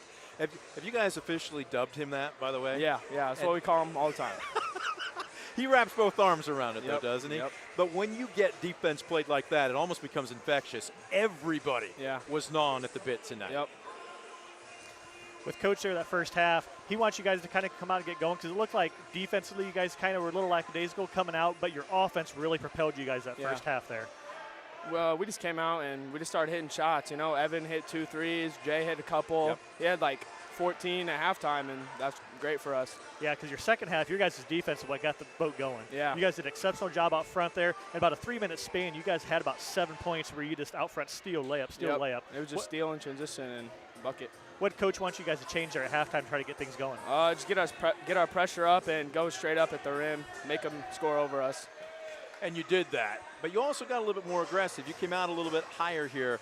Talk about how you feel basically the opposition out over the game. Does somebody tip, or maybe from the scout, you know, ahead of time, maybe one guy likes to go to his left, or they tend to work the ball in the corner on this type of set. How much of that gets applied throughout a ball game? Kind of a lot. We watch the film and we see what they like to do. You know, Coach Limasaw gets a good scouting report for us and who goes left and right and where the ball's going to be at that time. All right, so I'm going to ask you here. You prefer to play at the offensive or the defensive end? Probably defense. Really? Probably. Offense, Look who's taking credit for that, too, Yep, right? Yep. All right, so you're going to be back here again basically in about 24 hours. Yep. Walk us through what a night is and then what you do tomorrow to get reset for a ball You know, game. we'll probably go out to eat or something. Let me guess. Well, let's see. What about the sauce? Because Butch Cassidy and the Sundance Kid came up last week. Dane says he mixes sweet and spicy together. So did Jeremiah. Do you have a preference? Just spicy. Really? Just how high up the ladder we talking? Like middle of the line. Okay, so at least he was honest. Yep. I thought he was going to say like flamethrower. No. They create a new sauce for him, but we'll call it the Lloyd next time. How's that sound? All right. Congratulations Thank to you. you. All right. It's not track season, but hand that baton off. Jackson Stambaugh throws the headsets on. I'm looking down here. He finishes with 2, but the big question is, how's the sternum? Oh, I mean, it just kind of hurt when I first hit the ground, and then I just couldn't breathe. So, I mean, it's fine now. You good now? I was going to say, saw Coach Zartman over there. Yeah. He's the type that would probably hit you a couple times going, does that hurt? How does he handle that? I mean, he's a great guy. I know him personally, so, you know, he's kind of messing with me while I'm out there struggling. So, but, I mean, once he just knew I was fine. He didn't know I broke a rib or anything, so he was, like, just messing with me. So. But you were up by double digits, and yet you're still not just playing tough defense. You're in Baker's jersey. Now, I know they've nicknamed you the Pest, but at the same time, you and I were talking to practice earlier this week. You wrap both arms around that. What is it about your mindset that says, you know what, Coach, I'll do the dirty work? You know, I know offensively I'm not maybe the most skilled player, but I know I can go out there and give you 100% on the other side of the floor and on offense, like creating shot for other people. But, like, I just embrace that defense because that's what I'm good at, and I know I am. So I'm going to try and go 100% at that, maybe 110. Now, being the defensive specialist you are, watching film, what do you really try to gather from, because you know you're guarding the best player. Yeah. What do you gather from film trying to come into that game set? What are you looking for? Are you looking for where they like to take the shots from? Are you looking for where they're coming off their screens, or how do you go into that? I like to see where they're releasing the ball. If I can put my hand on their elbow and just get that right there, it makes them uncomfortable. And then also, like, if they're loose when they're dribbling the ball, I know, like, weeks ago, like, I just started to realize that if they're dribbling the ball and they're real loose with it, I can just get up in them, and they're going to struggle with me being up there on them. So a lot of that. And a lot of it's just being willing to get on the floor and do that stuff. So if I know who doesn't want to do that, and I can get up in them and make them have to do it, it makes them uncomfortable. If you aren't black and blue after a game, do you feel like you played? Yeah. I say you do a good job, because I noticed you must study the offenses quite a bit, because you get quite a few steals out front there, so you know when that ball is coming on ball reversals right there. Yeah. And they did that like screen, and then they would always look for that other rule, and then if that wasn't there, they were always looking across the court. So. Gotcha. All right, so you're 13-6 now. You are 5-2 in the GMC. You got a little bit of ball left to be played, and then we're going to be talking the postseason here in the blink of an eye. Do you guys talk about what your goals are for the postseason? Yeah, and I think really we wanted to win this one because it was a big one to win in order for us to host one. And then we want to be able to cut the nets down here for sectionals, and then we want to make it to D5. That's basically our big goal. So once we get to D5, just keep winning. Enjoy it tonight. Good luck tomorrow and the rest of the way. Right. Thank you. We're going to take a quick timeout. Coach Wolfram has been waiting patiently for these two to come through. Now we're going to take a quick break. We're back with more of the postgame right after this. You're watching DCTV Sports. When a fire or natural disaster throws a penalty flag, let ServiceMaster Restore work for you. Anything from minor cleanups to complete overhaul and rebuilding. Contact ServiceMaster by McCann. For the past 70 years, Midwest Community Federal Credit Union has been your financial partner, helping you achieve your dreams and secure your future. Midwest Community Federal Credit Union, with locations in Defiance, Bryan, and Napoleon. Find out more at midwestcommunity.org. Proudly serving the area with the highest quality contracting services for nearly 100 years. Baker Schindler Company of Defiance and Paulding. 419-782-5080. Online at baker-schindler.com. We welcome you back to the hangar. Maybe it's appropriate they're blasting Queen and Don't Stop Me Now as Coach Wolfram comes up to join us with a 42-30 win tonight. Now 7 in a row. Congratulations, Coach. Yeah, appreciate it. It was a good one tonight. Good one for our guys to get. And a win in a different manner, because you and I talked about this when I came over to practice this week. Edgerton is slow. They want to rock you to sleep. They want the salsa mild. And you wanted to get downhill. You did. 21 points in that first quarter. Walk us through basically the explosion in the first 8 minutes. Yeah, I mean, it's obviously it starts with Dane and Jeremiah. Dane struggled a little bit tonight, but Jeremiah picked him up a little bit in that first quarter. Jay came out and got downhill and then hit a couple threes. And then once they get downhill and open it up for other guys, we had some other guys hit some threes in the first quarter too. So 21 was a great number to see in that first quarter, when I really liked to seeing that 5 number on their end. Yep, for sure. Coach, when you guys came out there that second half and Peak was kind of this slow getting scoring, how much did it help that your defense got those couple steals out front? Yeah, I mean, it was huge because, again, going back to Dane struggled a little bit tonight, and I talked to him. He'll be fine. He'll be ready to go tomorrow. And then Jeremiah struggled as well, but it's so nice that we can rely on the 2 guys we're up here on the defensive end with Jackson and Owen. I always tell people our offense starts with Dane and Jay, but our defense starts with Owen and Jack. And they do a phenomenal job on that end of the floor. Look, on a night where Ewers scores less than half of his 21-point per game average, and Peak goes scoreless in the second half, you got to win with defense. But if somebody would have told you before any game you're going to hold the opposition to 30, you feel pretty confident about your chances to walk out of the gym with a win, don't you? Yeah, for sure. I'm taking that every night. And at the same time, there were others who stepped up. I'm looking down here. Dylan has half a dozen. Evan comes off the bench in the first half. Evan should have probably a dozen tonight. He missed a couple bunnies, but shooters got to shoot. And you've talked about that, and you liked his shots because they came within the frame of the offense. Yeah, they were great shots. I mean, Dylan came out, hit a couple big shots, and then Evan hit two threes pretty close to back-to-back in that first half. Took a couple in the second half and then got downhill.